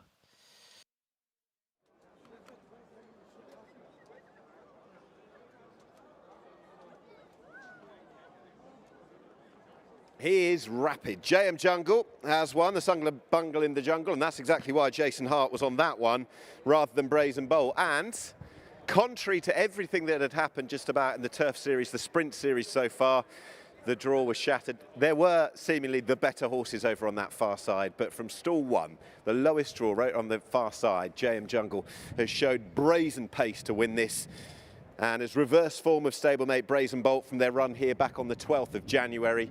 He travelled oh so well. Brilliant performance from still a young sprinter, JM Jungle, who was an improving 3-year-old last year in the UK. And who knows, he might just be back for a little bit more next year. JM Jungle, who had that solo run last time, but he was able to travel on that far side and show amazing pace. It's really suited him today.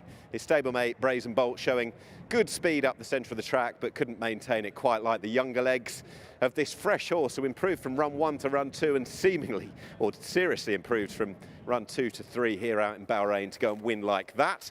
Very good run from Thundermore, who was low drawn as well. That one coming out of stall 4 under Callum Shepherd for trainer George Bowie. Thundermore, who blitzed them 2 weeks ago, beating Inveigle by 4 lengths. Tracked the winner, but tracked in vain. It was all about JM Jungle. Jason Hart gets it right. This one's won the battle, but stablemate Brazen Bolt, the champion sprinter of the series, has won the war. A great season out here for Messrs Quinn, John and Sean. Well done to them.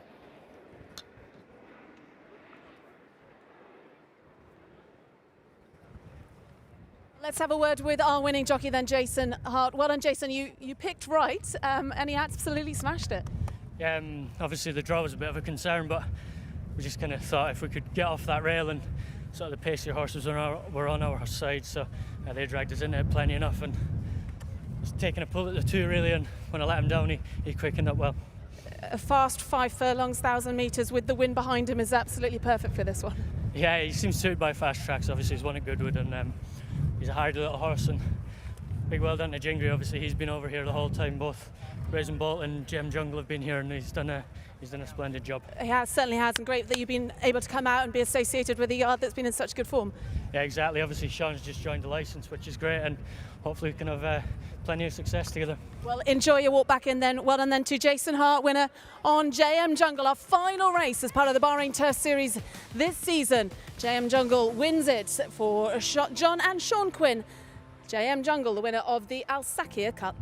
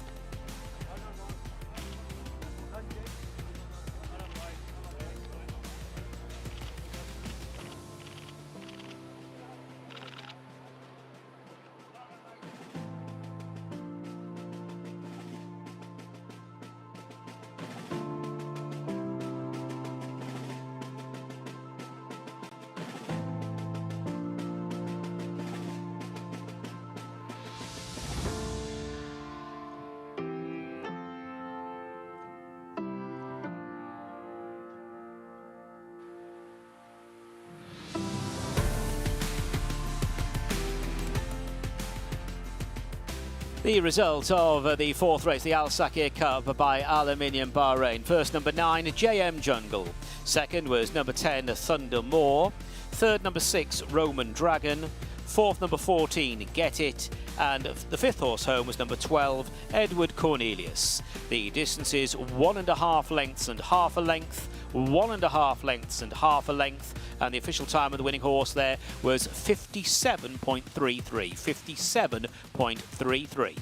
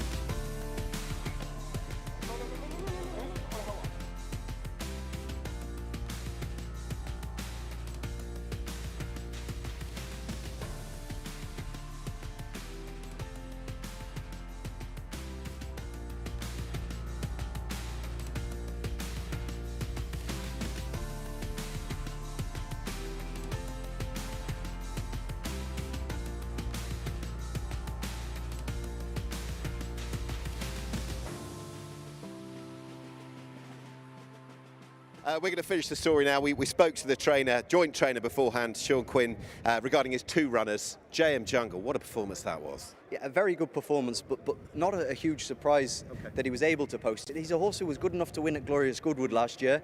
He, as a 3-year-old, he was just beaten in a big handicap at the Ebor meeting, drawn the wrong side. So he has high-class form. And he, as I said to you beforehand, Brazen Bolt had a wonderful winter. This horse maybe just hadn't had the rub of the green yet. Fresh. Drawn in 1, that was obviously going to be a question, but as you said, some of the really talented horses in the races were there. He just travels at speed, and I guess this tailwind's no negative. No, he travels very well, and you can see at halfway, Jason was just able to sit against him, get a little bit of a breather, and it's worked out really well. Word on your other horse as well. I said this fella's won the battle, Brazen Bolt won the war. What a season altogether. I know he's run really well there, even out of the money. Yeah, he's run fantastic, and the handicapper has rightly put him up all winter for his success. Maybe that's just caught up with him. equally, he came up the middle. As you said, the race unfolded more towards the far side. He wouldn't have won today. Had he been over on the far side, he might have been a little bit closer. So you've got a prize to win for the race to collect, but also the series as well. So not a bad day's work. No, it's been a fantastic winter, and once again, thank you to everybody associated with Bahrain Turf Club. As I said beforehand, they've been very helpful, and we've thoroughly enjoyed it. Brilliant. Well done to you and the team. Thank you. Thank you. And the result is now official. They have weighed in, confirming number 9, JM Jungle as the winner. Second, number 10, Thunder Moore. Third, number 6, Roman Dragon. Fourth, number 14, Get It. And fifth was number 12, Edward Cornelius.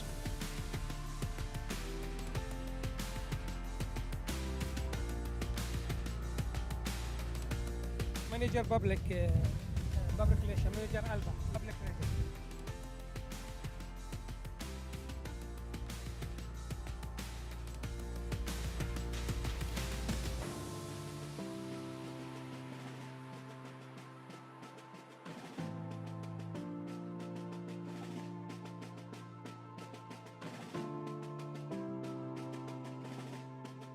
So we come to the trophy presentation of the Al-SAKHIR Cup, and we welcome up, on behalf of our sponsors, Aluminium Bahrain, we welcome up Abdullah Sayadi, the Manager of Public Relations from Aluminium Bahrain, to present the trophy, and presenting the trophy to the winning connections of JM Jungle. Well done to Sean Quinn, who's up there receiving the trophy, representing himself and his father, who are co-trainers. Jason Hart also up there winning jockey.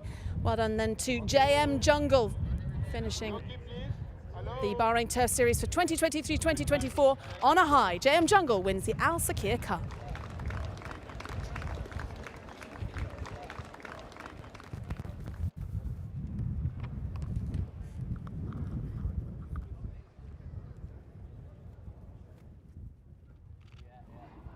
Yes.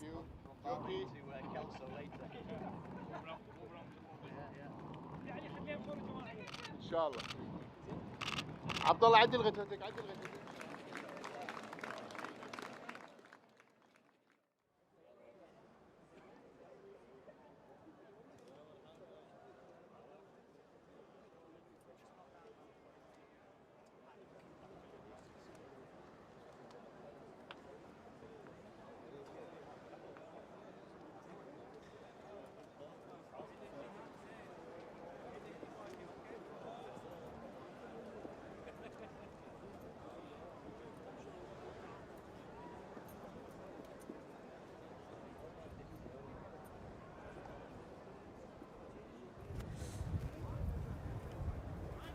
So this season's Bahrain Turf Series comes to a close, and what a way to end, Nick, with a fantastic close battle in the middle distance race, and then the Quins dominating in the sprint division. Yeah, they have absolutely championed the sprint division this year with, of course, Brazen Bolt, but the younger legs, JM Jungle, he's the horse on the improve, rapid out there, and I don't think, when we spoke an hour ago, we could have written a better script than the middle distance race like that. Parlando and box to box, 28 apiece the points, but the spoils going the way of Parlando, an extraordinary success. Yeah, a real snatch and grab by Parlando. He had to win today, and that's exactly what he did, beating box to box to take victory in that middle distance division, and Brazen Bolt will be confirmed the winner of the sprint division. It has been a fantastic season. We're looking forward to next year's, which will be the 4th edition of the Bahrain Turf Series. Thanks for watching, and we'll see you then.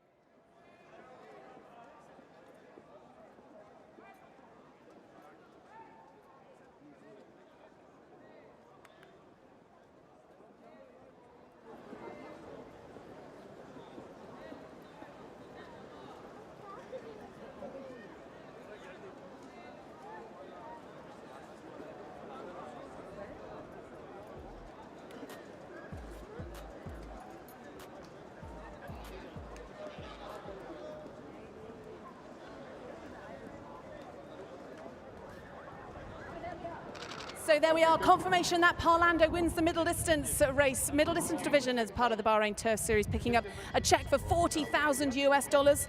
Yusuf Bouji and Ed Veal presenting that check, and here we go, the sprint division. Brazen Bolt confirmed the winner. $40,000 US goes their way, and well done to winning trainers, Sean and John Quinn. Well done also to winning owner, Peter Furr, who bred the horse as well, and he's certainly been a superstar for Connections. 40.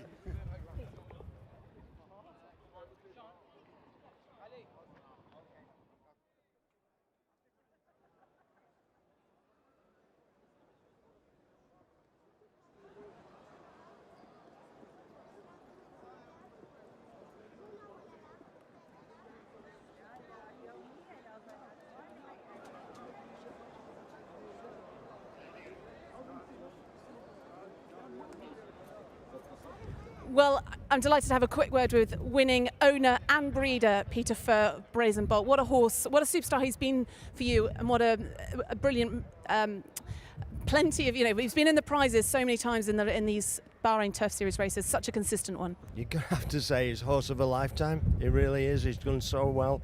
And to breed him is something very, very special. We come from Yorkshire, so if we get an 85 handicapper, we'd be really, really pleased. But to get something like Brazen Bolt and to breed him is absolutely fantastic. And in Yorkshire, where I come, we've nicknamed him the Bahrain Bolt. So let's hope he continues. And how long has this been the plan for him? When did you decide to start planning this challenge to come here? Well, not only about a month before. John wanted to come, and I said yes. Just because of the ground, really. He loves the ground, so not long at all now, and it's all worked out fantastic, and everybody's been really great. So it's been good. And in terms of prize money, he won £67,000 in prize money in the 4 runs that he's had out here. That's before today, and obviously you just picked up another $40,000 US. So it's been a very productive winter. Well, I'll have to start thinking what to do with the money, won't I? Yeah, it's just been fantastic. Yeah, absolutely. How many horses do you own? How many horses do you breed? We've just bred a Golden Horn, so he's 2 years old now. And obviously Brazen Bolt. We've only got 2 horses in training. It's just a fantastic hobby. Well, there you go. Certainly a horse of a lifetime. Oh God, yeah. Well, congratulations and enjoy the celebrations. Yeah, thank you.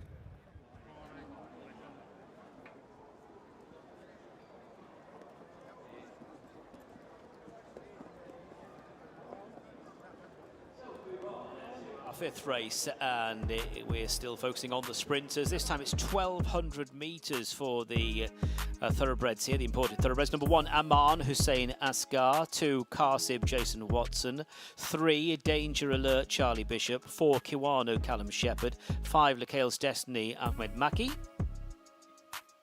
6, Celtic Champion Neil Callan. 7, Alabra Abdullah Faisal. 8, Speed Chance Marcialis Juris. 9, Rahi Abdul Rahim Jassim. And 10, Asel Kevin Stott takes the ride. The horses are now going to the start for race 5.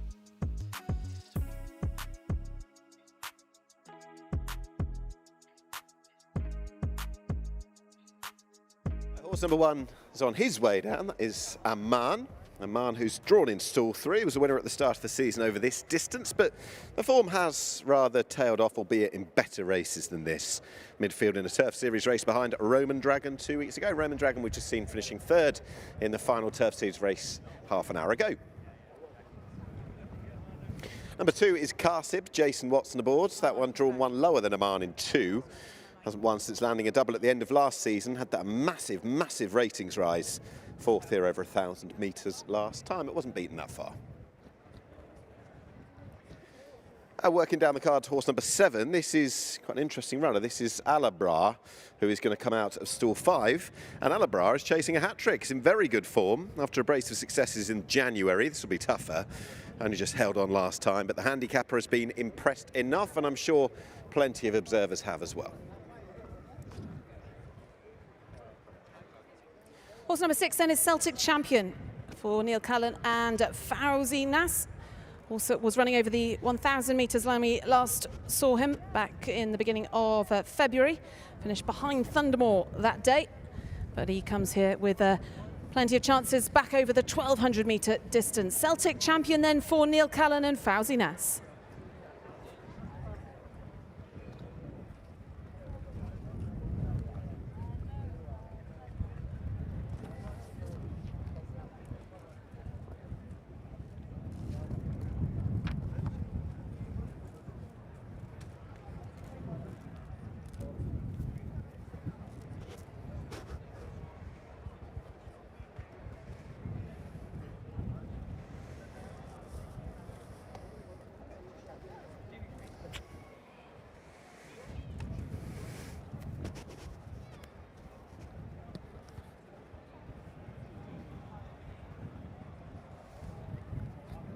Yeah.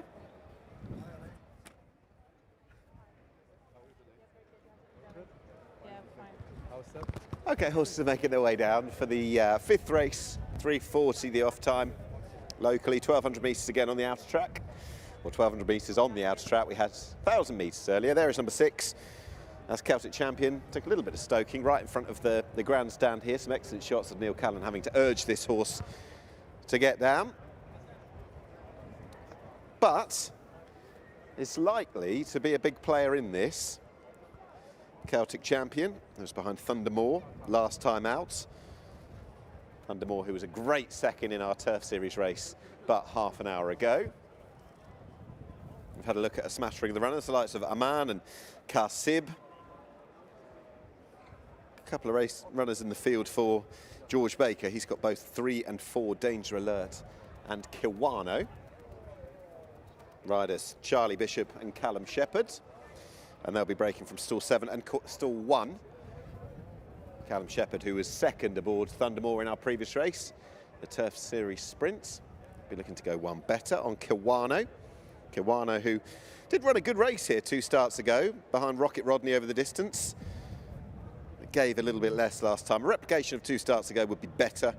He's never actually won on the turf. All 3 successes so far back in the UK coming on the all-weather, but it's not necessarily all about what's going on the turf. Plenty of activity to get people buzzed up off it. Just wonder if I can catch a word with trainer of 2 of the runners, George Baker. Doorstep him ever so slightly, he's always good for it. Well, look, we'll have a word with Lukander a little bit later on, but of your 2 here, Danger Alert and Kiwano, we're just talking about Kiwano's run a couple of starts ago. A replication of that, I'd see him go quite close, wouldn't it? Yeah, he ran really well a couple of runs ago. He was 6th, he was in the wrong place. Away from the pace is obviously the key here. Dear old Get It, he's been away from the pace and ran a hell of a race today to be 4th when you're in the right place. Kiwano wasn't on that occasion, ran really well to be 6th. Yeah. Then last time he came back, a few nasty cuts and stuff. He banged himself coming out of the stalls and got a couple of cuts, so we put a line through that. Seems in good order. Danger Alert, he just took a little bit of time to find his feet off the aeroplane. He was just a bit flat, a bit quiet.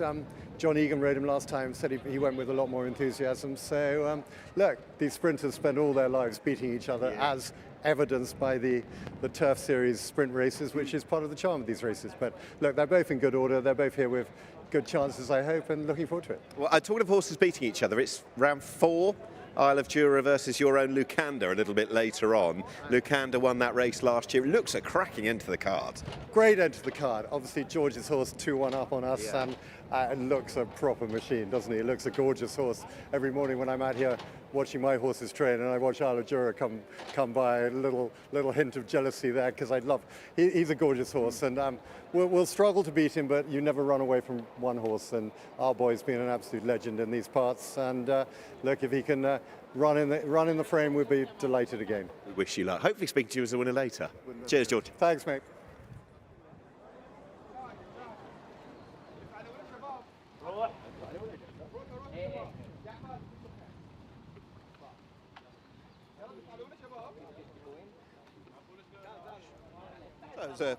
That was a word with George Baker, responsible for Kiwano and Danger Alert. Thanks to him. So Danger Alert just taking that little bit of time extra to find his feet coming off the plane. Kiwano, and well, a replication of that run 2 starts ago would see him go well, Kiwano. But as George said, it's all about these horses meeting each other and beating each other throughout the season. Others to mention, Lacale's Destiny, still a very lightly raced horse, hasn't been seen since October. sparingly tried since coming across here when a horse who won a maiden in Ireland in 2022, but that remains the only win to date. But has shown form here, thinking of last January behind Inveigle. Speed Chance, horse 8's got plenty to find. Last few starts have been weak. Has in truth struggled so far this season. Rahi, that horse is going to break from 8. There's plenty to find. Last few starts, Rahi, I should say, sorry, winner over at Jebel Ali a few years ago. But it's not happened in Bahrain yet. And the form's been a bit regressive this term. Arcel, the mare in the race, she's only got 1 win to her name, and that was 3 years ago. So for one that frequently finds 1 too good, this might be tough. And that should rattle off all of the runners. They're right down at the start of the 1,200-metre straight course. Hazy outlook, but one man who can see through any conditions, Darren Owen. Thanks, Nick. Yeah, so the last few are to step into position. Note the stalls there positioned to the stand side. So still out of line, Kiwano to go into stall number 1. Arcel's to go into stall 4 as well. And all the others appear to be in place. Perhaps stall 6 as well is to be occupied. Yeah, stall 6 Speed Chance is to load as well. So there's a nice close-up of the starting stall. Speed Chance going into stall number 6. So we're going 1,200 metres, 6 furlongs for this race. Arcel goes into stall 4. All in. They're off. Danger Alert completely missed the break. Arcel began well. Speed Chance is right there. Over on the far side is Karsib showing up prominently. Kiwano is tracking the front 2 over on the far side. So over on the far side it is Karsib being followed by Arcel and Kiwano. Rahi leads the stand side charge, followed by Speed Chance. Now Danger Alert is in behind them, having started sluggishly. Celtic Champion white cap to the near side. ALBA not too far away. Aman is currently second last with Lekale's Destiny, the back marker. It is Karsib coming down the centre of the course, leads by a good 2.5 lengths to Arcel in second place. Celtic Champion is to the closest to the running rail, but driven along. Rahi still in contention, and ALBA. Kiwano is about 3 or 4 lengths away. They're inside the final 400, and it is Karsib to the far side. Kiwano and Arcel are both holding every chance, and those 3 have kicked right away from the others. Rahi is on the near side with Danger Alert, but 3 horses involved now with 100 metres left to go. Karsib, Kiwano launching a big effort in the hands of Callum Shepherd. Kiwano coming at Karsib. Kiwano and Karsib. That's close. Arcel's back in 3rd and Danger Alert in 4th.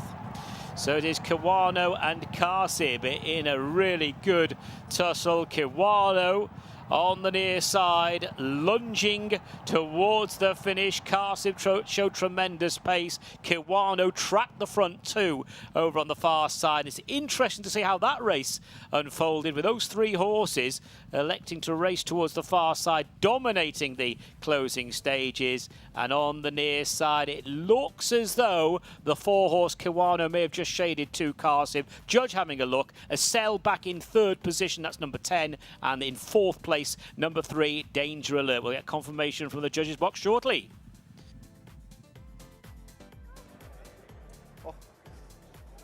Oh, what a finish, and a little bit of debate as to who's won it.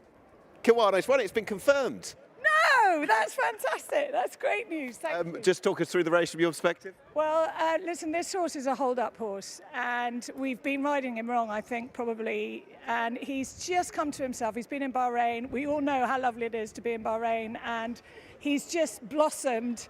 And he was coming, but he has to have cover, and he had the perfect amount of cover, and he's a galloper, so we're delighted. Are you naturally pessimistic in a photo finish there? Because I think most people thought you'd won. It's been confirmed, but you don't want to do it yourself. I was so happy. I was so happy. Well, this horse I bought for a man called John Story, and he said, I want to have a horse with the Bakers, and I'll get a big syndicate. And all of the syndicates said, no, we don't want to do it. So he did it on his own, and I went off and bought this horse, and it's come out here, and I'm so delighted for him because he's an amazing owner. So this is really good. Well, congratulations. Vindication for you. Good luck with Luke Handler later. Thank you so much.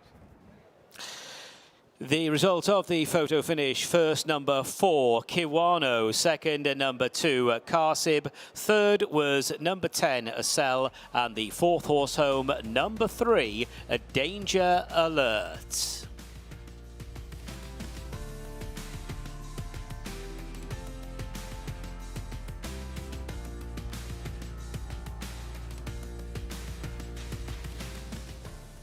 Have a word with winning jockey Callum Shepherd. No stranger to the winner's enclosure here, but a nice to pick up a first-time ride on this one. Absolutely.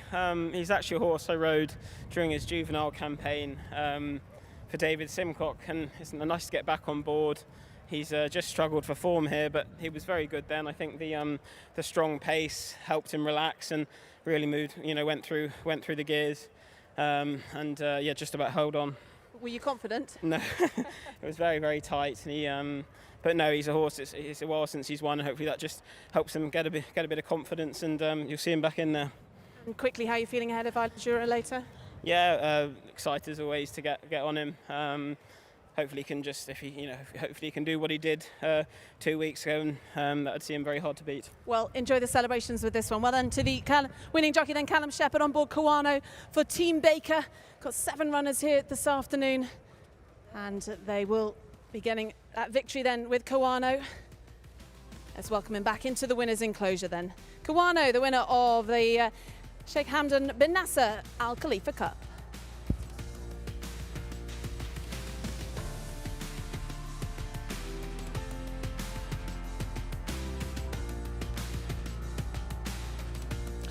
So the result of our 5th race today: first at number 4, Kiwano; second at number 2, Karsib; third was number 10, Acel; fourth, number 3, Danger Alert; and fifth, number 6, Celtic Champion. The distances are neck and 1 1/4 lengths, a neck and 1 1/4 lengths, and the official time of the winning horse, 1 minute 10.55. That's 1 minute 10.55 as we welcome back to the winner's enclosure, number 4, Kiwano, owned by John Story, trained by George Baker, and partnered by Callum Shepherd.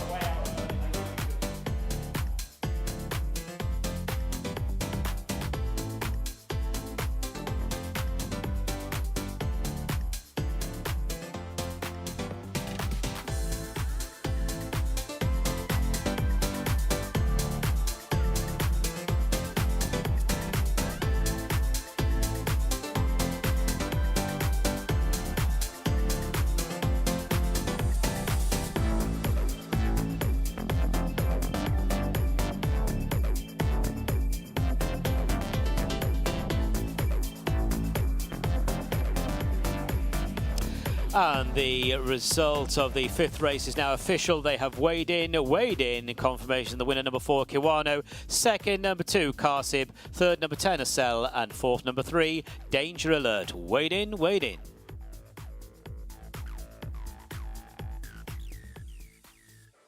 So we come to the trophy presentation and we welcome up Sheikh Faisal bin Rashid Al Khalifa, Vice President of the Supreme Council for Environment and Vice Chairman of the REHC, to present the trophy then to the winner of H.H.SH.HAMADAN bin NASSER bin Hamad Al Khalifa Cup.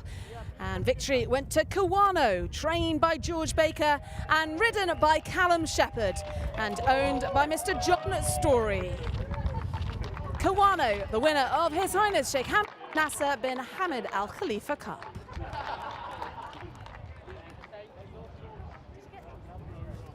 Be careful, be careful.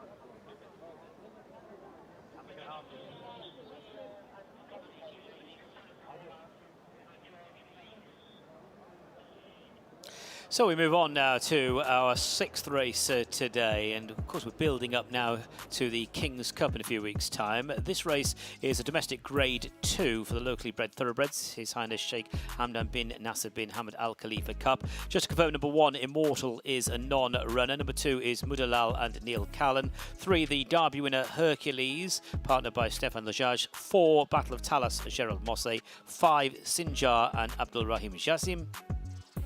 And 6, former Oaks winner Manor McGill, Kevin Stott takes the ride. Field of 5 to go to post. They're going 2,200 metres.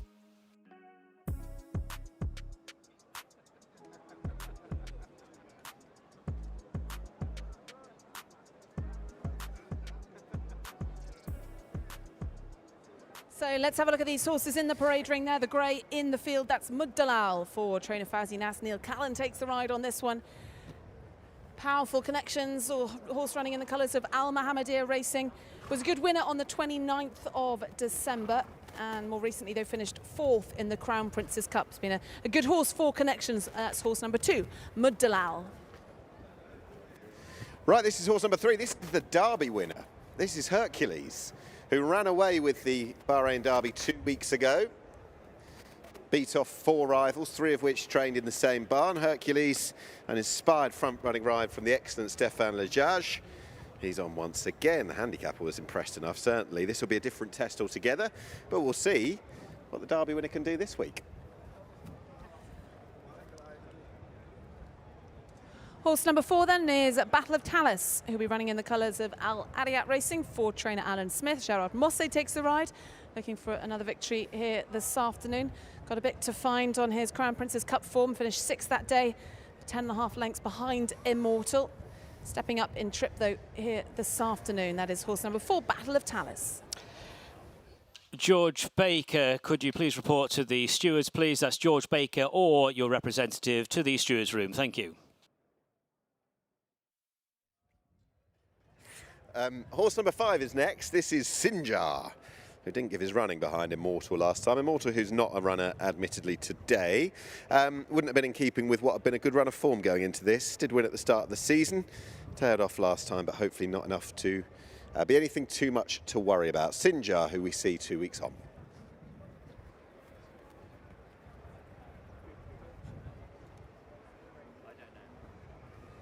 And completing the 5 runners that'll be going to post. We'll have a look in just a moment at horse number 6, Manama Girl.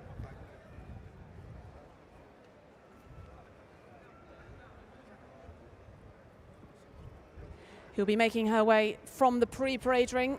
She's just coming down now in the distance. She'll be heading straight out onto track, Manama Girl. We'll wait to have a look at her. But Nick, this is a bit of a King's Cup trial. It's a domestic Grade 2 run over the 2,200. It's a King's Cup trial for the local horses. It's a shame we haven't got Immortal, who won the Crown Princess Cup. He's a non-runner. Otherwise, it would have been the Derby winner taking on his elders in this.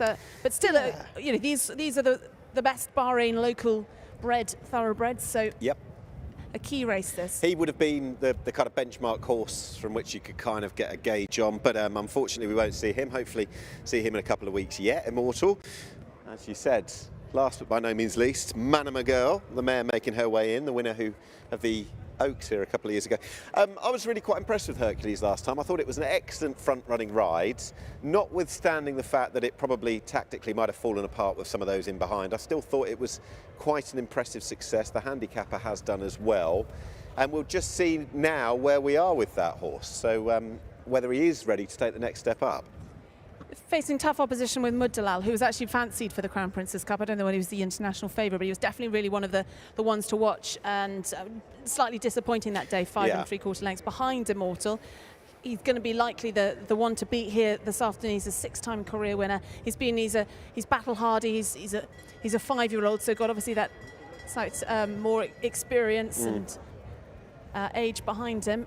Muddalal, Neil Callan, be hungry for a win this afternoon, having missed out so far. Manama Girl's an interesting one, right back to form when we saw her winning in December. Disappointed the last couple of times, but she's an Oaks winner. She's been placed in the Crown Princess Cup and the King's Cup. She's run in some very good races up against the boys. So on her day, she's a good horse. Absolutely right. We just didn't see her day last time. That wasn't her running, considering what she'd been capable of when bouncing back to the winner's enclosure for the first time in a couple of years back in December, as you rightly noted. She shouldn't be discounted. She's quite a strong traveller. She just wasn't seen to best effect last time. But that was behind Immortal, who doesn't go. It's a key form race, that one. I would say that Muddalal, we know that he underperformed last time. That really wasn't in keeping what he'd been doing prior. He's been having a very good season, and actually I think won 4 races in the calendar year last year. So if he's right back to form, I think he becomes the one to beat. That said, that's just with the caveat we don't know how good this Derby winner could yet be.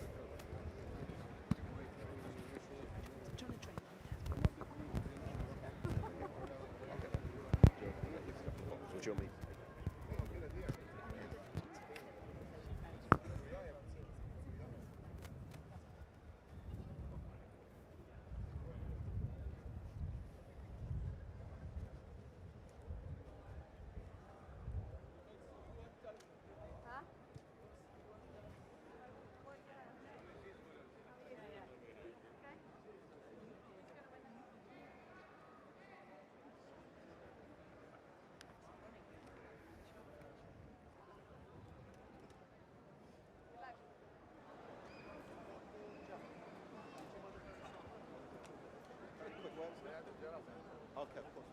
Yeah.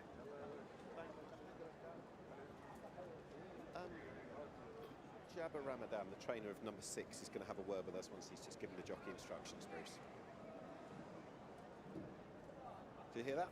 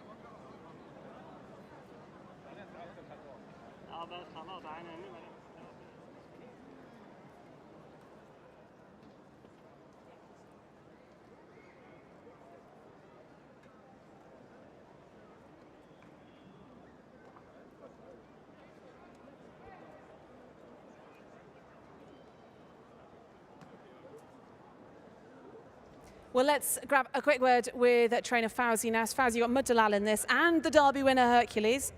Who wins it? I don't know. But if it's either one of them, I don't mind. It's a big step up for the Derby winner, Hercules. So we'll find out how man he is. Mudalal slightly disappointing in the Crown Princess Cup. You were hopeful that day. Yes, I was disappointed. I thought he'd run a better race, to be honest. So he's got a chance to redeem himself today. But we'll see. And just also get your thoughts, a bit of reflection on the Bahrain Turf Series this season. Both the divisions went to the internationals this year. It's been a fiercely competitive sort of 6 weeks or so. Absolutely. I mean, the UK and the European trainers have, I'd say, really put their force down, and it's good for them, and good for the international series. But no, they've definitely taken over the series races. I'm sure you'll be trying to have your say about that when it comes to the shopping in the autumn. Absolutely. We'll be shopping for some more horses, hopefully. Well, look, good luck in this one then with Mudalal and Hercules. Thank you very much.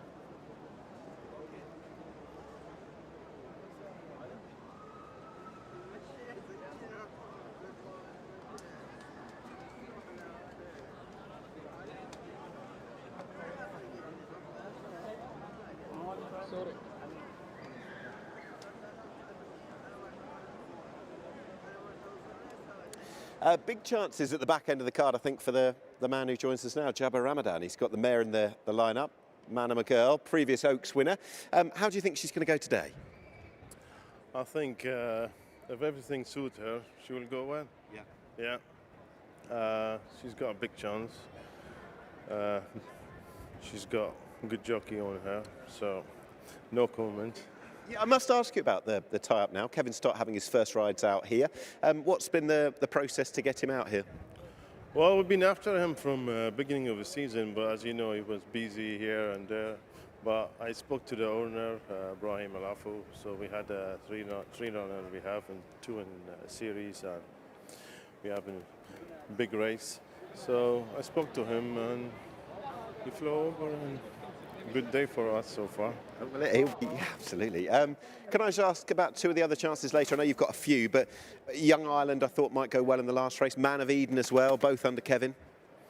Yeah, Man of Eden, we drop her down 7 furlongs, so we'll see. It's a strong race, and we'll find out just in, what, 25 minutes? Yeah, and Young Ireland in the last? Again, same thing.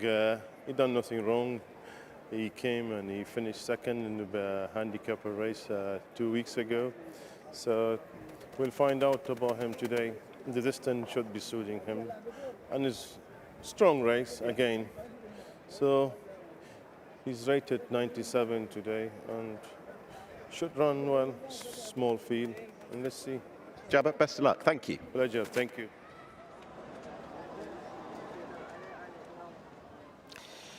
So the last one is about to go into the starting stalls. That is Sinjar for our 6th race, domestic Grade 2 action.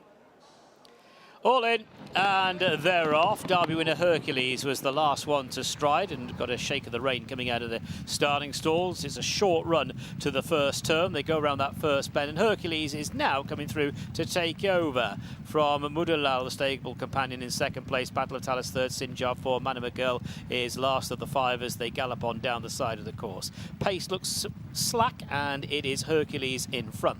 Hercules extends the lead to about 2 lengths over Mudalal, and then a gap of another couple of lengths to Battle of Talus and Gerald Mosse, who's looking to complete a treble on the day. Break of around about 3 to Sinjar, Manama Girl, the back marker. They've got a mile to go. They're at the 1600, moving on down the far side. 5 runners in this race and fairly well spaced out.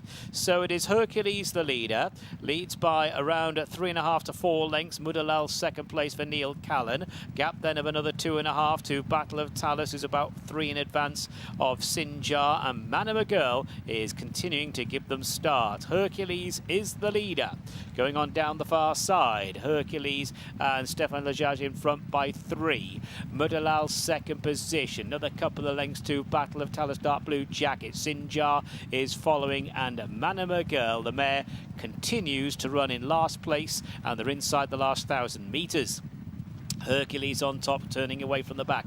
Hercules by around 3 to Mudalal. Mudalal, who won here back in December. Neil Callan aboard Mudalal is a few lengths in front of Battle of Talus, then Sinjar, and Manama Girl is at the back in the hands of Kevin Stott with 600 to go. Top of the straight. They're beginning to close ranks now, and it is Hercules. Here's the stable companion Mudalal to cruise alongside as they head down towards the final 400, and Mudalal easily took the advantage there over Hercules as Battle of Talus is now called on for an effort, moves into second. Hercules relegated to third. Manama Girl not making much impression at present. Sinjar follows. Mudalal's edged over to the far running rail, leads by 2.5 lengths to Battle of Talus, just hanging a little bit inside the last 100, and it is Mudalal who stretches away, and Mudalal has gone on to win in the hands of Neil Callan. Battle of Talus eased towards the finish, finishes second. Hercules third, Manama Girl next, and Sinjar last to clock in. So it is Mudalal, the winner, owned by Al Mohammedia Racing, trained by Fauzi Nass and partnered by Neil Callan, who lengthened really nicely inside the closing stages to take our 6th race today. Mudalal, a winner earlier on in the season, beat Mediterranean Moon here back in December, was behind Immortal last time, but Mudalal won really well in the hands of Neil Callan, took the measure of Hercules. Then the Battle of Talus gave chase. Battle of Talus was eased towards the finish when his chance had gone. So 2, Mudalal the winner, 4, Battle of Talus back in second. Third was number 3, Hercules, and 4th, number 6, Manama Girl, with number 5, Sinjar in last place. So that's 2, the winner, 4 second, 3 third, followed by 6 and 5. Mudalal the winner of race 6.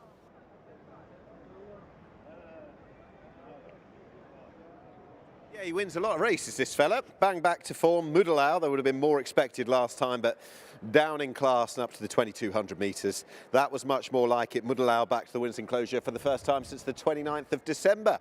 He was 4 times a winner in the last calendar year. He can make that 5 now. He's very good on his best days, and I think we've seen that today. He's beaten Battle of Talus hands down, who's given vain chase, but that was as good as it got. Hercules couldn't follow up the Derby win, and the mare Manama Girl not quite getting into this, but Mudalal stamping some class in the hands of Neil Callan. Let's have a word with Neil then. Neil, this is much more like it for this one. Yeah, look, this horse, you know, he was very consistent last season. He's a year older, he's a bit tougher and a bit stronger, and his one attribute is that he's very game, he tries very hard, but he's tough. He's very, very tough, and I kind of knew when the leader couldn't get that far away from me, I knew I was going to outbattle him in the straight, and he was never going to win by too far, but you just always know he's going to win with something up his sleeve. So and put him right for the King's Cup in a few weeks' time? Yeah, look, he is what he is. He's exactly what he says on the tin. Tough, genuine, and tries. So he'll be there. Congratulations, so Neil Callan in the winners' enclosure this afternoon in the famous colours of Al Mohammedia Racing. Well done then to Mudalal, winning our 6th race this afternoon.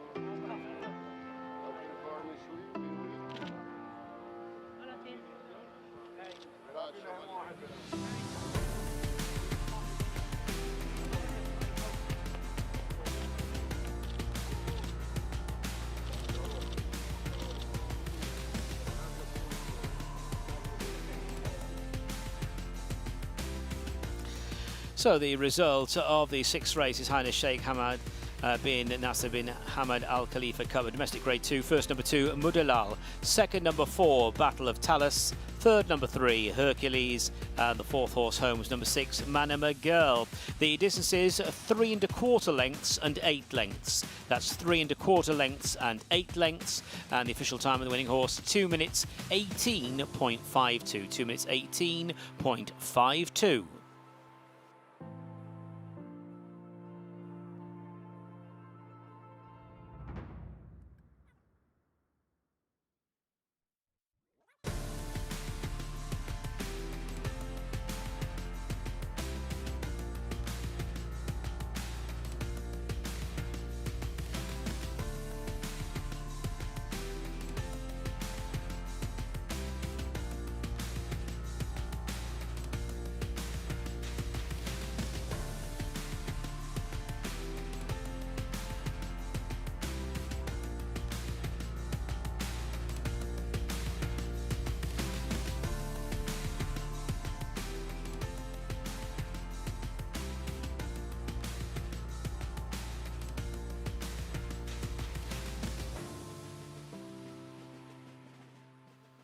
And they have weighed in. The result is now official. Weighed in for race 6, confirming number 2, Mudalal as the winner. Second, number 4, Battle of Talus.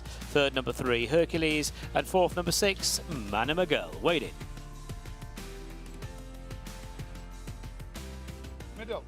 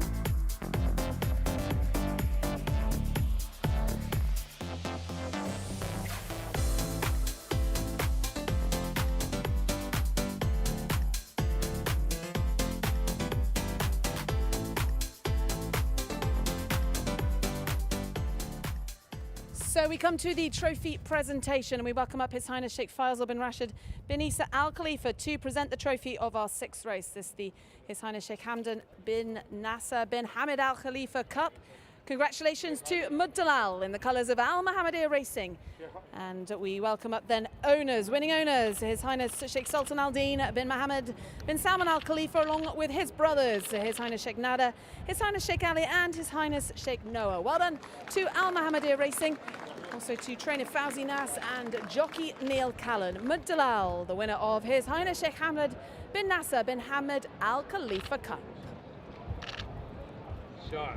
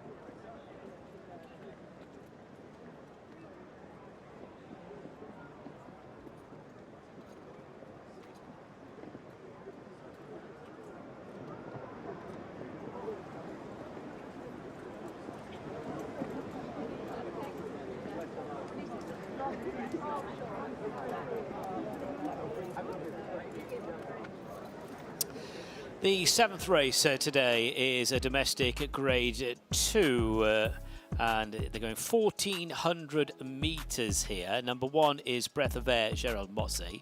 2, Bacento and Neil Callum. 3, Exminster, Rowan Scott. 4, Man of Eden, Kevin Stott. Number 5 is Maystar and Cohen Klieshman. Number 6 is Pure Dreamer, Harry Davis. 7, Royan, Abdullah Faisal. 8, Sir Winston, Charlie Bishop. 9, Wowzers, partnered by Jason Watson. And 10, Follow Suit and Abdul Rahim Jassim. 10, Go to Post, 7th race coming up, over 1,400 metres.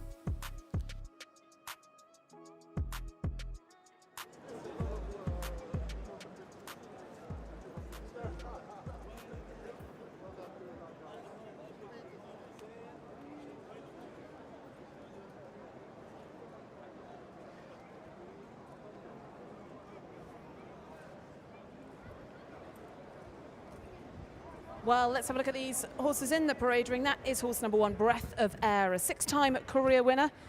He's been good for connections. Gerard Mosse takes the ride for Alan Smith, a winner back at the end of November. Down the field in his last 2 runs, but good on his day. Breath of Air, horse number 1.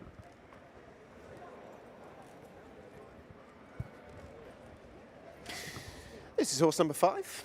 This is Maystar. Maystar, he's going to break from stall number 9. He's got the red hood on, and Maystar was 3rd in this race actually last year and finished off last season in very good form, but hasn't been in the same sort of heart this term.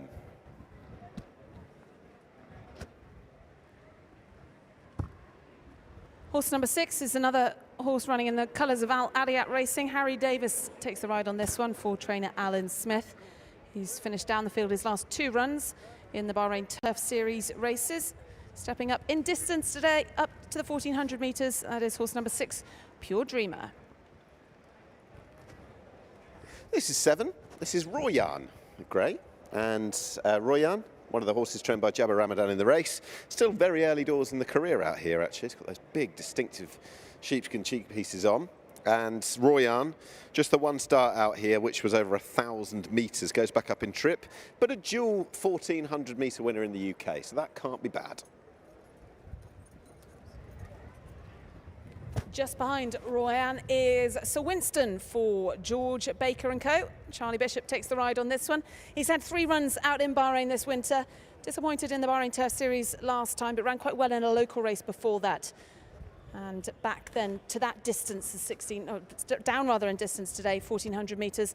And Sir Winston looking to give George Baker, trainer, another victory here. It's so familiar, often see him here in the winners' enclosure. So horse number 8 then, Sir Winston for George Baker.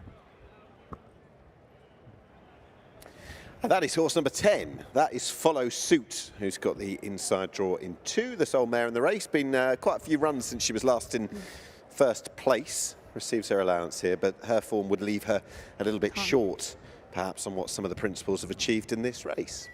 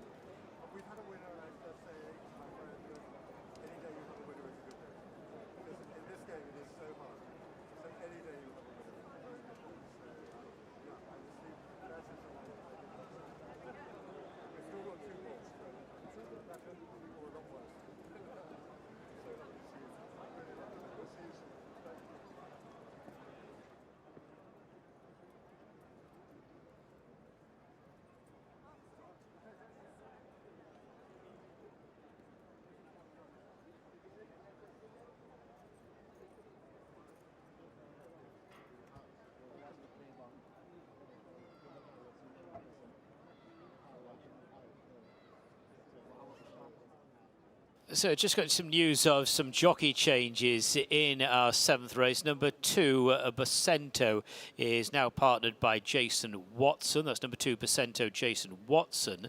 And number 9, Wowzers. Stefan Lajage takes the ride aboard number 9, Wowzers.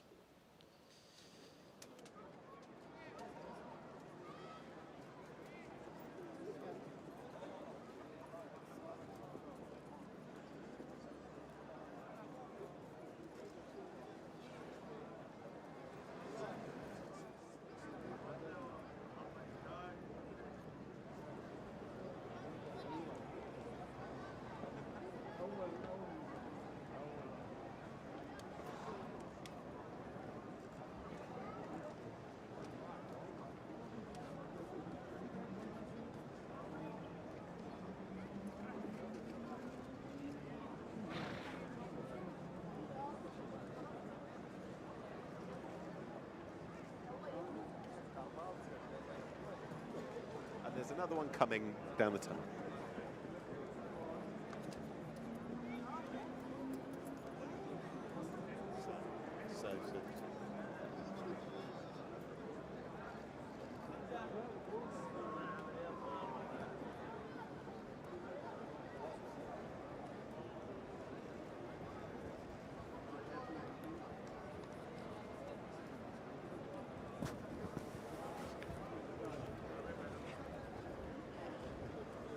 Yeah.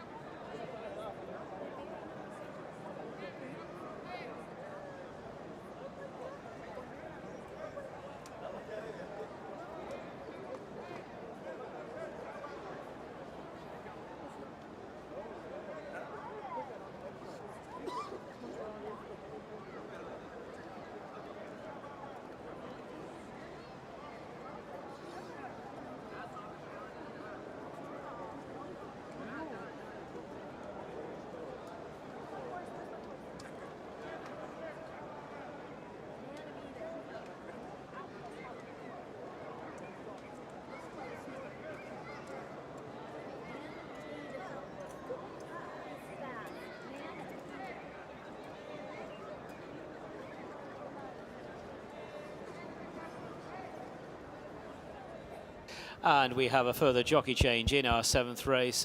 Number 4, Man of Eden, is now the ride of Callum Shepherd. Callum Shepherd now rides number 4, Man of Eden. So confirming number 2, Percento, Jason Watson. That's number 2, Percento, now ridden by Jason Watson. Number 4, Man of Eden, partnered by Callum Shepherd. And number 9, Wowzers, the ride of Stéphane Lejage.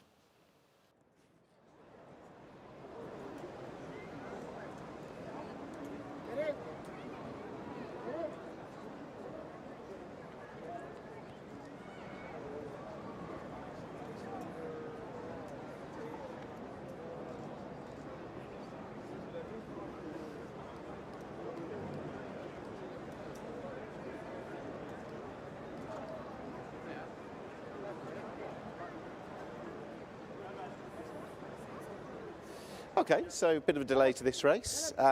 We now have the last jockey coming out. That's Callum Shepherd, who's been in the winner's enclosure already. He's deputising late deputy for Kevin Stott on Man of Eden. Hopefully Kevin all okay. And he's got the ride here on a horse trained by Jabba Ramadan, who's got more than a little bit of a squeak here, I thought. Potentially, it's a competitive looking race, but it has been a bit of a jockey merry-go-round. Changes to 2, 4, and 9, the scheduled jockeys. There is the latest of them, Callum Shepherd, who, as mentioned, has had the winner on Kawano already, and he'll be looking forward to Isle of Jura in the last race. Competitive race this, though, Ali. It certainly is, and these horses, I'm sure, will be keeping one eye on the Al Mafak Mile, which is an international listed race on King's Cup Day on the 8th of March. Some good racing here this afternoon, not just about the Bahrain Turf Series. Obviously, that concluded with those two races, the Vision 2030 Cup and the Al SAKHIR Cup, but also there's been some trials with one eye on the King's Cup on the 8th of March, and our concluding race is a really good trial for that. It's a domestic grade 1, so it's obviously a good race in its own right, and we're looking forward to seeing Isle of Jura and Lucanda, round 4 between those two. Yeah, ding ding seconds out. George Baker, I think he said he'd like to take Isle of Jura home with him as well. But it's 2-1 at the moment in favour of Isle of Jura. I think the international market's expected to be 3-1, but we shall see. It was this time last year as well that, let's have a look at it, Lucanda raced and won that race, and 8 days later was running in the UK. He's got an entry to do something similar next week, so we'll see. Yeah, I think he might be staying out for the King's Cup. Good, I'd rather see that. He's in great form, he obviously loves it here, and I believe that connections are going to keep him hanging around a little longer, and he'll be lining up in the King's Cup. I think Bahrain in February as opposed to Southwell in February, I know where I'd rather be. Percento should be the one to beat here, I would think. He's got the widest draw in 10. The jockey change, Jason Watson, takes over for Neil Callan. Having a good first season out here. Dominant winner back in January.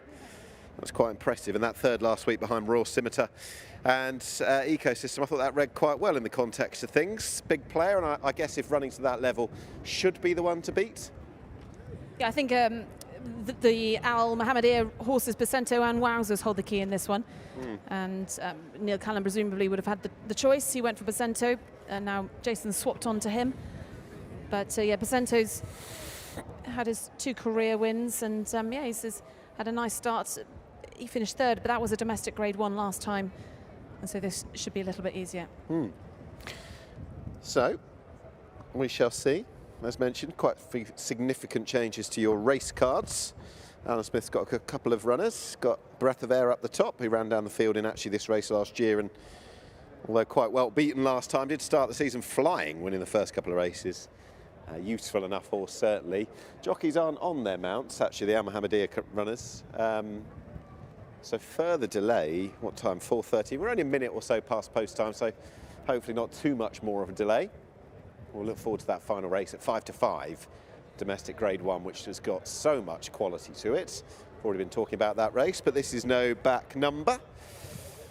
Back on board now. Good. Always helps. Tremendous afternoon of action so far. We'll see what this race can offer before our sparkling finale. I'm going to go for Percento to win this. Pretty obvious, I think, but on the best of the form, perhaps not so. Well, maybe last time wasn't too bad at all. That win over Yale, that full-length win a couple of starts ago, I think if replicating that, this horse should be bang there or thereabouts, back to 1,400 metres again.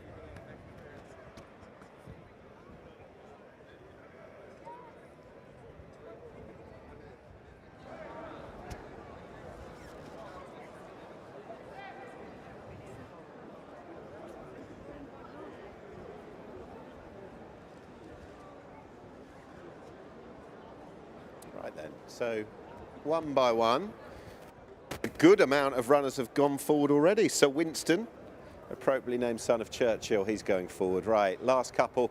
Darren, for the 7th time, all yours. Thanks, Nick. Yes, so field moving into place then at the 1400 metre start. Follow Suit is still out of line, and number 10 Follow Suit going forward, and will be the last one to load. All in. They're off. From the 1400 metre start, Follow Suit began well, as did Wowzers. A Breath of Air's fairly wide on the extreme outside. Percento, white cap coming over.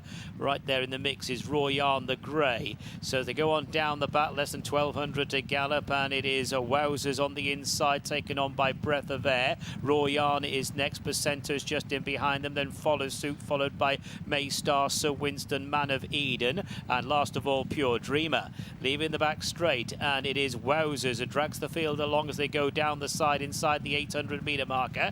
Wowzers' lead is about a length and a half over Breath of Air. Second place, Royan is in third, then Percento and Follow Suit as they prepare to turn in. Inside the 600 metre point, so Winston is currently racing off the pace from Man of Eden and Pure Dreamer. They're down the straight facing the final 400, and Wowzers is being driven along. Breath of Air's got every chance, then Royan. Percento's trying to get organised, heading down towards the last 300. Wowzers is the one to get to. It's Wowzers by about a length. Here on the outside is Percento coming home well. Breath of Air is still in the mix on the extreme outside and over the top. Pure Dreamer inside the final 100. Pure Dreamer has grabbed the whole field. Heading towards the finish, it's Pure Dreamer the winner by a couple of lengths. Tight second, Wowzers and Percento. Sir Winston ran on, and Man of Eden was on the inside of Follow Suit.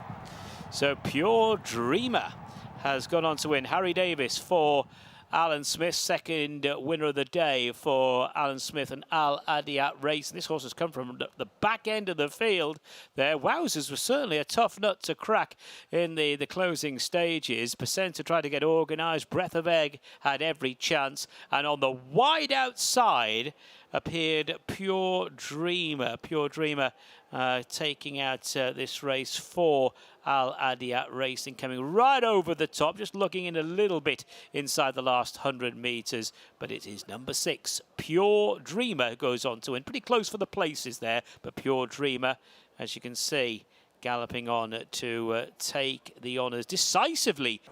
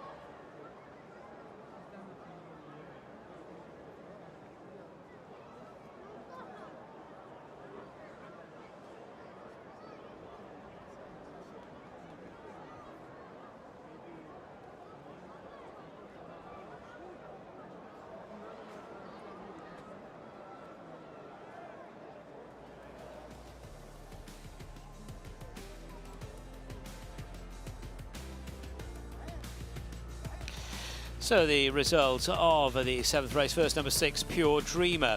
Second was number 9, Wowzers. Third, number 2, Percento.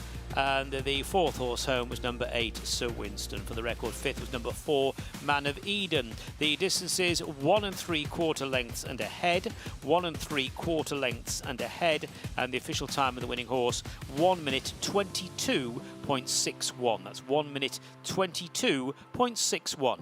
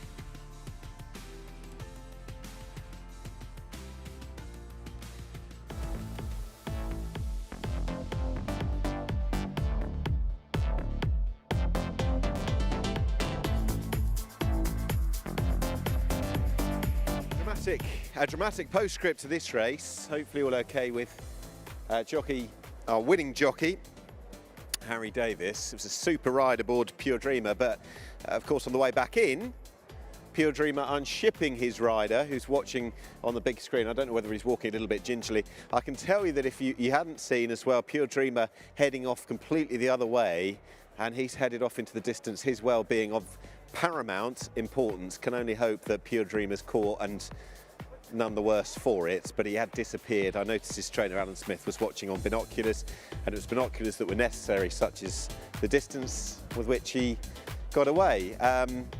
The debrief going on. I don't know exactly what happened, didn't see it myself, but Harry Davis just explaining quite where and when it happened. But we won't be having the horse and jockey triumphantly walking back into the winner's enclosure. Sadly, for both of them, after what was an excellent ride and an excellent performance from Pure Dreamer. Cool, calm and confident, Harry, on this horse who was on this card last year second in the SAKHIR Cup and had finished third in the Hawa Cup that term as well. But since the promising return at the start of this season hadn't really kicked on, well, that's changed now. The debrief going on, trainer, jockey, of course, but sadly no horse. Pure Dreamer, who was down in the field in the Hawa Cup 2 weeks ago, but sat coolly off the pace under Harry Davis before switching out, accelerating, and that was the winning of the race. And I have to say the Ahmadiyya pair of Wowzers and Bacento had rather shaped it, certainly in the case of Wowzers, that pair finishing in second and third. Good runs, the pair of them. Wowzers proving quite a tough nut to crack, certainly in the context of the other in the same ownership, Bacento, who gave his running, but they were worn down and passed by the now absent Pure Dreamer, and hopefully we can bring you a positive update as to his well-being, because he has disappeared.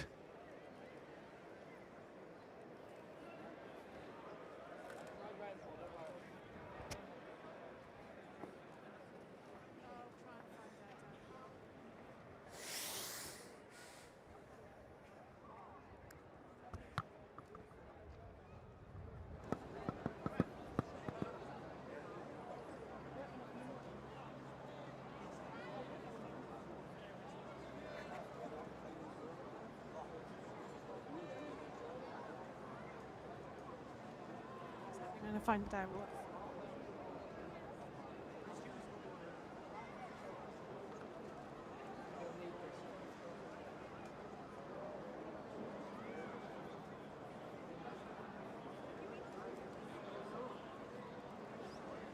And there are a couple of jockey changes to report in our final race today. Number 6, Panning for Gold, is now the ride of Jason Watson. That's number 6, Panning for Gold, to be ridden by Jason Watson.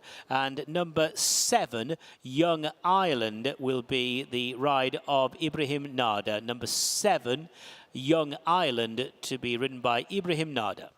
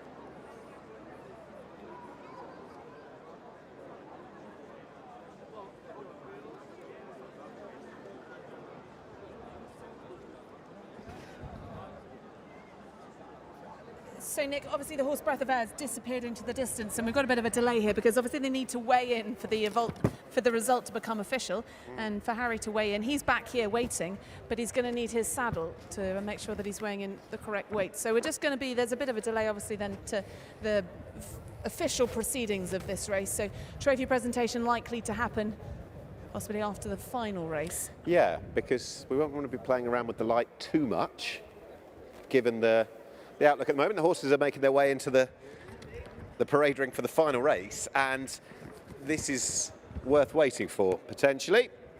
Local Grade 1, promoted to Grade 1, 2,200 metres. Some real drama, though, with Pure Dreamer, and can only hope he's all okay. We have had jockey changes, yes, and Panning for Gold will be ridden by Jason Watson. And Kevin Stott, he stands down. Young Ireland to be replaced as well, the jockey aboard. Darren was bringing you up to speed with those jockey changes a little bit earlier, so hopefully all okay with the riders who are standing down. Both Neil Callan and Kevin Stott as well. They wouldn't want to miss these rides. Harry Davis is seemingly all okay for what happened with Pure Dreamer. Just got a quick word with him. But these horses, they can make a fool of any of us. And just jinked, went on the way back in. But until we've got the saddle and the full weight is accounted for, you can't make it official. The result of race 7, which needs to be made official. Not quite there yet. Race 8, the runners are in the parade ring, and it should be a bit of a belter.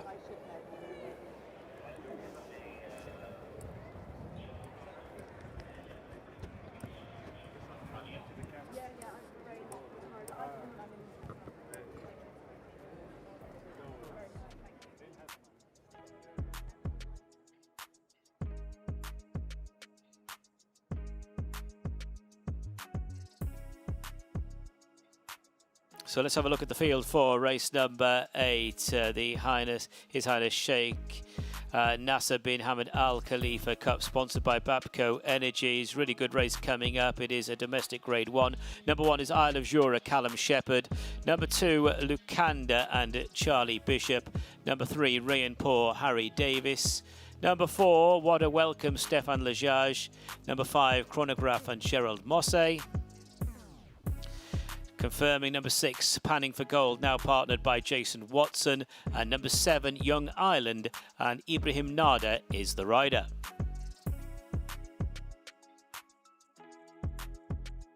And they have weighed in for race 7. The result is now official, weighed in. And there's confirmation of that result. First, number 6, Pure Dreamer. Second, number 9, Wowzers. Third, number 2, Percento. And fourth, number 8, Sir Winston.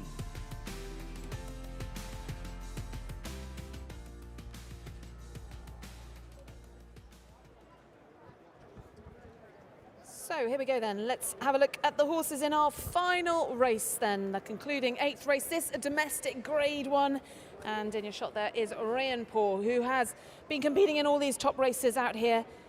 He's won a decent handicap on Bahrain International Trophy Day in November, beating many of these that day. He's finished 3rd in the King's Cup. And Harry Davis will be back looking for a quick double for trainer Alan Smith in the Al Adiyat racing colours. That is horse number 3, Rayan Poor.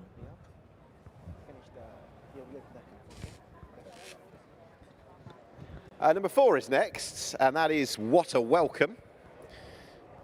Veteran stage now, What a Welcome at the age of 10. Down the field behind Panning for Gold last time, winner most recently a couple of years ago. Actually won the King's Cup a full 4 years ago. What a Welcome. He's got all that back class and plenty of experience. Changed hands earlier this week as part of the second horse auction that was held here on Tuesday. So new colours, new connections for What a Welcome. Just behind him, that is horse number 5.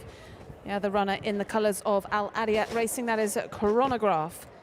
Chronograph, a winner for Hugo Palmer in the UK, and ran well in mid-January, winning a weight for age race, beating Roller Jam, but down the field when we last saw him in the Howden Cup behind Panning for Gold. Gerard Mosse rides number 5, Chronograph. There is horse number 6, that is Panning for Gold, who's on the up. Winning the Howden Cup last time, reversed form from the time before. Beat Young Ireland that day, won by a long way. It was a good performance as well, way too good. Killed them off with a real killer kick. Had an 8-point ratings rise. Here to put it up to them, and we'll see how good Panning for Gold is.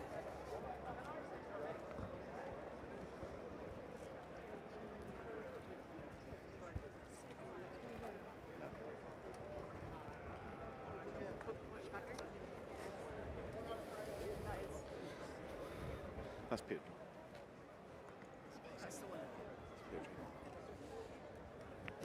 Can we say?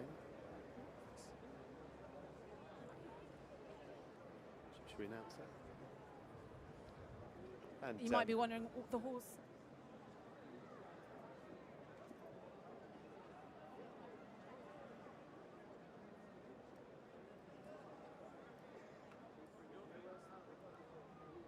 Ali, we've just been joined by a horse from a previous race, which is great to see. Pure Dreamer has belatedly come into the winner's enclosure for trainer Alan Smith after his jaunt around the track and beyond. They've brought him back. Well done to everyone involved. Yeah, I was going to say he's looking fit and well, and probably ran the distance of the Grand National in the last few minutes. He's had a few circuits of the track, but he's back now, and Connections can enjoy the winning moment then.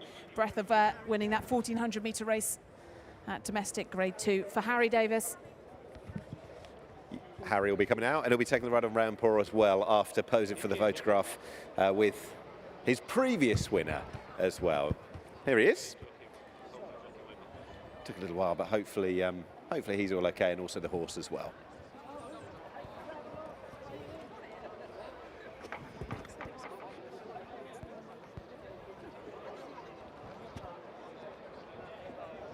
So we're taking his saddle and going back to make it official. And there you go, some minutes later, there is our winner of race 7 as race 8 fast approaches. Bit of a smirk from Jason Watson, his riding counterpart as well. He'll be a fit horse after this. If the race itself wasn't enough to exert him, everything else afterwards was. There you go, the jockey coming back in. Alan, it was worth the wait, wasn't it? He's all okay. I'd rather not. But he's safe and sound. He hasn't hurt himself, apart from a little nick on the coronet, but we'll get over that. And well done to whoever. I saw him disappear and out that way. Apologies, my geography wouldn't be that good around here, but well done to whoever tracked him and caught him. Yeah, one of the stall handlers apparently, and yeah, so he got back safe and sound. All's well that ends well, Alan, well done. Thanks. Meanwhile, the horse is circling in the parade ring ahead of our last race. Big race it is. It's round 4 between Isle of Jura and Lucanda. The score currently 2-1. And they'll lock horns again once again today. They might have that date with March as well, as you've quite rightly mentioned. There is horse number 2, Ali. That's Lucanda. Yeah, he's been brilliant for Connections both last season and this season. He seems to thrive off the Bahrain sunshine. And this season, he really picked off where he left off last year. He won this race last year. And he's finished a good 3rd on his first start in the Bahrain Turf Series. He won his next one, and then in the Crown Prince's Cup, again, a fast finishing 3rd. I know that Connections thought they adds a few excuses that day, so it's looking to turn the tables on Isle of Jura. That's Lucanda. Charlie Bishop takes the ride for George Baker.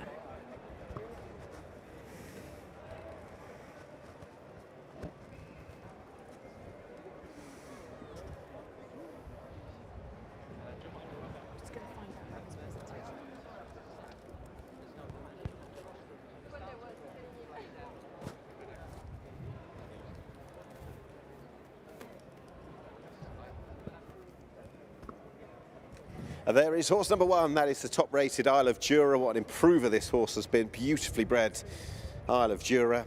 For George Scott, all smiles. And he certainly was when this horse was successful here in the Crown Prince's Cup 2 weeks ago under Callum Shepherd. And who could forget those scenes when Callum punched the air in delight. He's already had a winner, and he'll be hoping that Isle of Jura gives him a second. It's 2 from 3 out here. The sole defeat coming in the hands of Lucanda. Powered to victory here last time. The King's Cup surely on the horizon as well. And the more you watch back that performance last time, the more impressive he was. He's got to give that little bit of weight away. Kilo to Lucanda. But he is on the up. And he's looking to cement himself as top dog. That is Isle of Jura.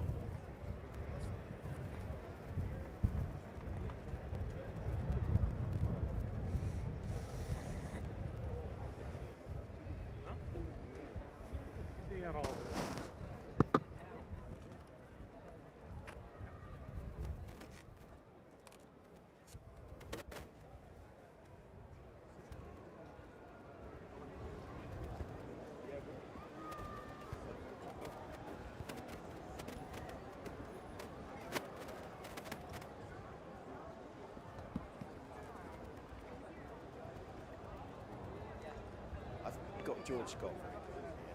We have a camera on by the winners podium.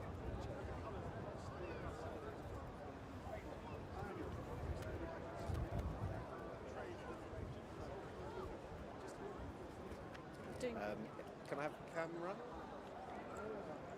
Just here.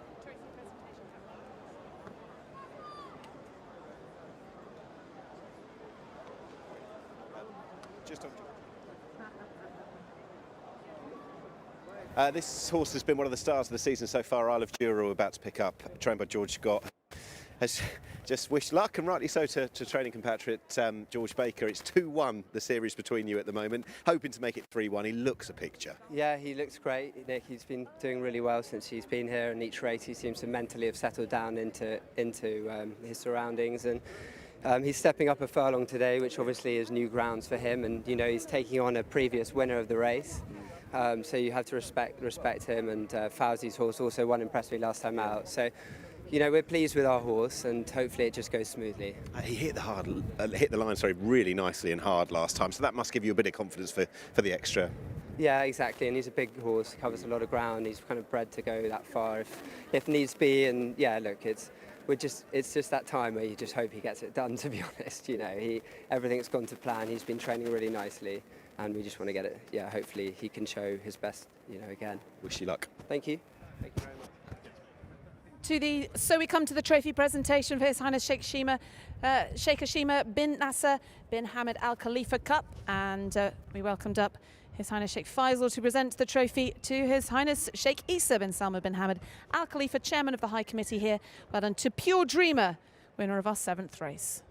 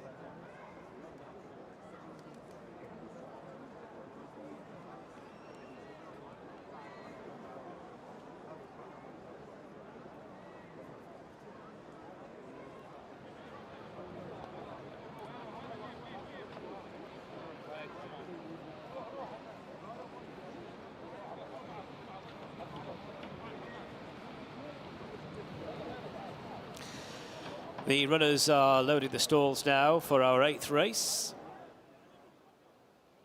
And this is a domestic Grade 1. Standing by, last one's going in, 2,200. Good race coming up. And they're off. Just dropping out last of all is Rayon Paw as they make the short run to the first turn, with Chronograph along with Young Ireland, those two front running. Isle of Jura settling down in behind them with What a Welcome up along the outside. Lucanda and Panning for Gold are next as they go down the side of the track. Rayon Paw is at the back, held up. So it's Chronograph and What a Welcome, 1 and 2, moving towards the far side. Young Ireland is just in behind them, a couple of lengths to Isle of Jura. Last year's winner Lucanda has 2 behind. They are Rayon Paw and Panning for Gold. 1,600 to go. go. Chronograph's Gerald Mosse in front by half a length, but taken on for the lead by What a Welcome as they move towards the back straight. Those two are about 4 lengths ahead of Young Ireland, another 3 to Isle of Jura. Lucanda in the purple jacket is following them, panning for gold, and Rayon Poor is last of all. They move on down the far side, and Chronograph not being left alone by What a Welcome. What a Welcome only about a neck down. That pair are still around about 4 or 5 lengths in front of Young Ireland. Similar margin to Isle of Jura. Lucanda is next. In second last position is Rayon Poor, and last of all panning for gold. Heading now towards the last 1,000, and as they head towards the end of the back straight, it is still Chronograph the leader, but still only just from What a Welcome, and then a gap then of about 3 lengths to Young Ireland. Isle of Jura, Callum Shepherd spying the leading trio. Lucanda spies Isle of Jura. Behind those is Rayon Poor with panning for gold to the outside. They're heading now towards the turn in, 600 to go, top of the straight. Chronograph trying to see off What a Welcome. A break then of a length and a half to Young Ireland. Callum Shepherd and Isle of Jura are coming there sweetly. Lucanda is in the slipstream of Isle of Jura. 400 metres left to go. Chronograph is in front. Isle of Jura, Callum Shepherd. Oh, he's having an armchair experience aboard Isle of Jura at the moment. Lucanda's being driven along, heading down towards the last 200, and now he presses the button on Isle of Jura, and Isle of Jura quickly goes a few lengths clear. Panning for gold now comes through to take second place from Lucanda. It is all about Isle of Jura. 3 wins for Isle of Jura this winter in Bahrain. A real star. Isle of Jura beats Panning for gold Lucanda, and they were followed home by Chronograph. So it is Isle of Jura the winner, and won that ever so easily. Isle of Jura coming out on top, given a nice patient ride by Callum Shepherd. He had plenty of horse under him there, and Isle of Jura has now made it 3 wins this winter, 1 second-placed effort to boot, and that was a domestic Grade 1, His Highness Sheikh Nasser bin Hamad Al Khalifa Cup, sponsored by Bapco Energies. Isle of Jura, a real star on the Bahrain circuit this season. Full result to follow. Panning for gold there gave chase, finishing behind Isle of Jura. Isle of Jura the winner, panning for gold in second place, and Lucanda taking out third position. So those provisional, the numbers, winner there, number 1, Isle of Jura. Second, number 6, panning for gold. Third, number 2, Lucanda. And fourth, number 5, Chronograph.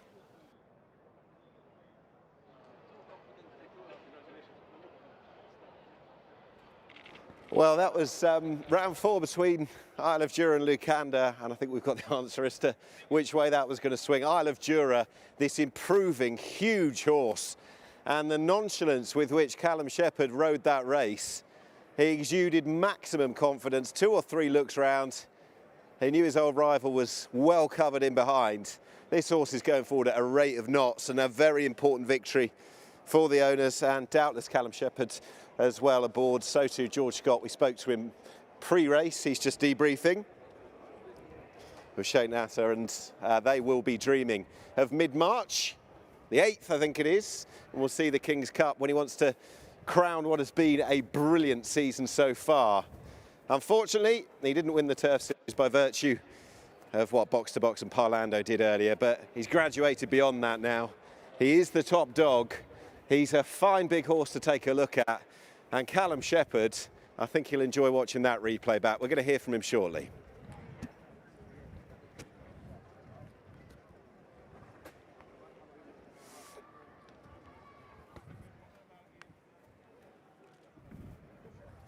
Well, if I can keep up with him, that is. Let's see if I can keep up with Isle of Jura. Well, Callum, that was a very confident ride there, looking between your legs with a furlong to go. Yeah, he's just the way he's going.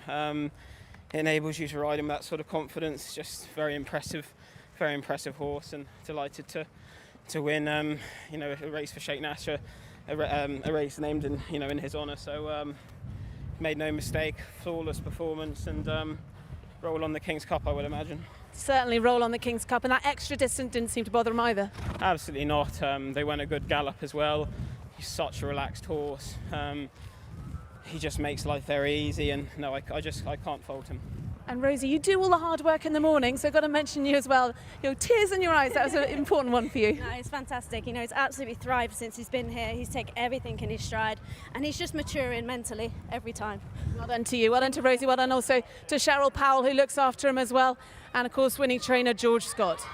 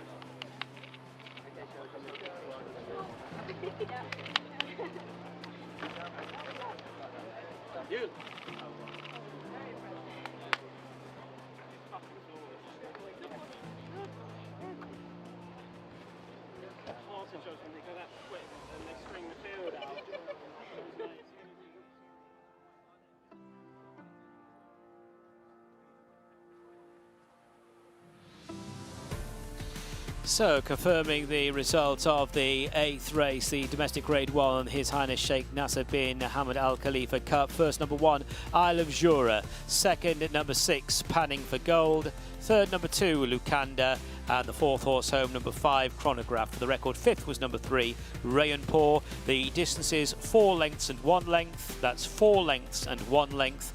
And the official time of the winning horse, 2 minutes 15, that's 15.11. 2 minutes 15.11.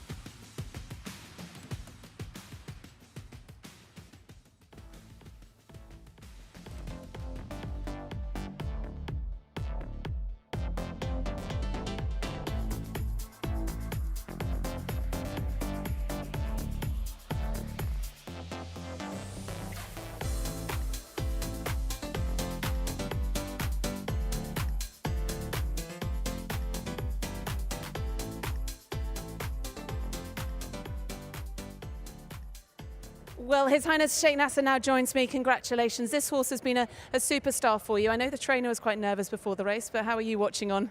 Well, we have one more to go. We are focusing on the Triple Crown. I don't think there is a horse ever done that before, so I think today's race proved to us that he can do the 1.5 miles easy. He will definitely be a good competitive with his other riders in the King's Cup. So today was a good rehearsal for the King's Cup. The perfect rehearsal for the King's Cup, but he's a talented horse to be taking on for races in the summer as well. Well, I hope we give him the well-deserved rest after the King's Cup, and then we see how he comes back, and we'll definitely have fun with him back at the UK. You've enjoyed your day, though. We obviously saw the conclusion of the Bahrain Turf Series. It went right to the wire, competitive racing in that.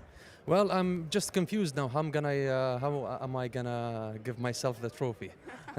Well, we will wait and see. But congratulations, winning your own race with Isle of Jura, who's been a fabulous horse this season.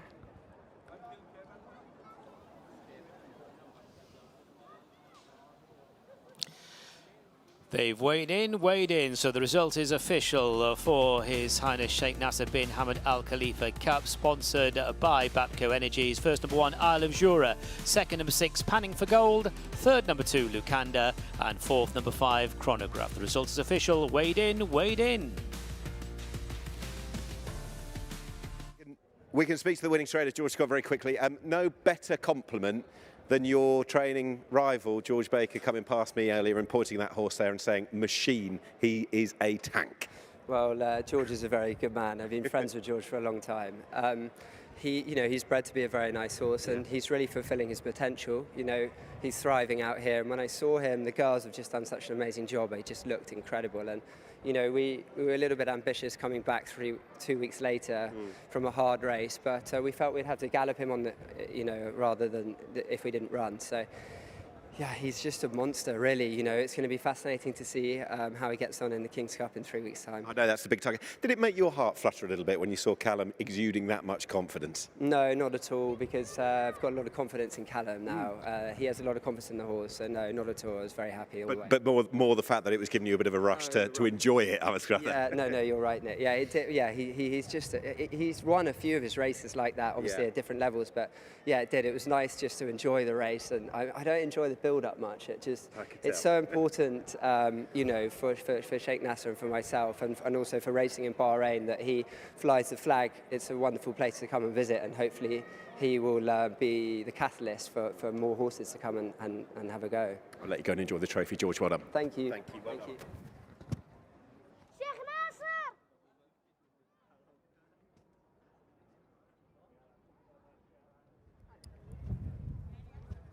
So we are making our way then towards the trophy presentation for this, our 8th and final race of the day. The race is His Highness Sheikh Nasser bin Hamad Al Khalifa Cup, sponsored by Bapco Energies. And His Highness Sheikh Nasser will be presenting the trophy along with Mark Thomas, CEO of Bapco Energies. We welcome them up to the winner's rostrum. Another great victory for Isle of Jura in the colours of Victorious Racing. H.H.SH. Sheikh Nasser then will be presenting the trophy to winning trainer George Scott. Winning jockey Callum Shepherd no doubt will be joining them. But well done then to His Highness Sheikh Nasser bin Hamad Al Khalifa, winning this big domestic Grade 1, all set now for the King's Cup in 3 weeks' time.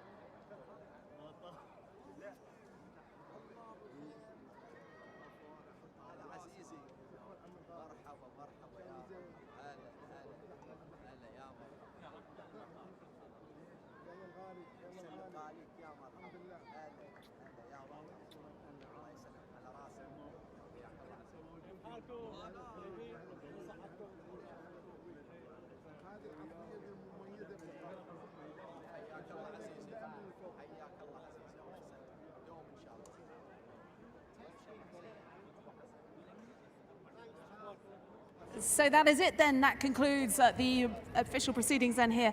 The final race day as part of the Bahrain International Trophy. But just to reflect first on that final race, Isle of Jura, when I said all roads now lead to the King's Cup in 3 weeks' time, that was a smooth win by Callum Shepherd. Yeah, it was, and he exuded confidence. I think when you've got a horse like that underneath you, beautifully bred, clearly going from strength to strength, you can see why. And I put it to George Scott, the biggest tribute came from the training rival. That was George Baker, who came past and went machine tank.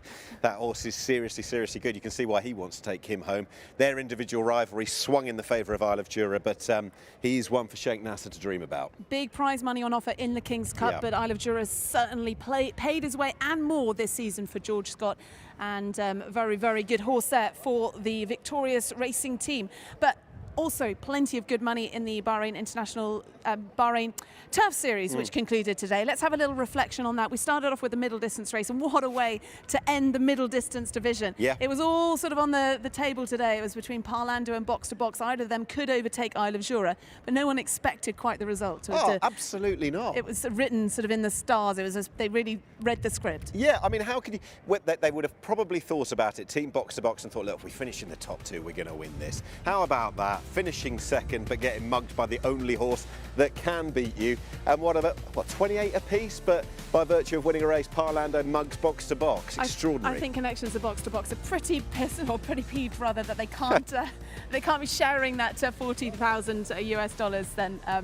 But let's have a quick reflection also on the sprint division. Box to Box was already declared the winner of that, going to be the champion. But what a season for Sean and John Quinn. Yeah, Brazen Bolt's such a brilliant sprinter, but I think they've got an emerging talent in the form of JM Jungle, who not just out here but in Europe in all those fast sprints is going to prove a big player. This is my favourite day I've had out here. I've probably had a half a dozen or so, but I think racing-wise, stories-wise, it's been brilliant. And we've had beautiful weather up until this point, but it is now raining, but that is not dampening our spirits. And we're looking forward to the King's Cup in 3 weeks' time.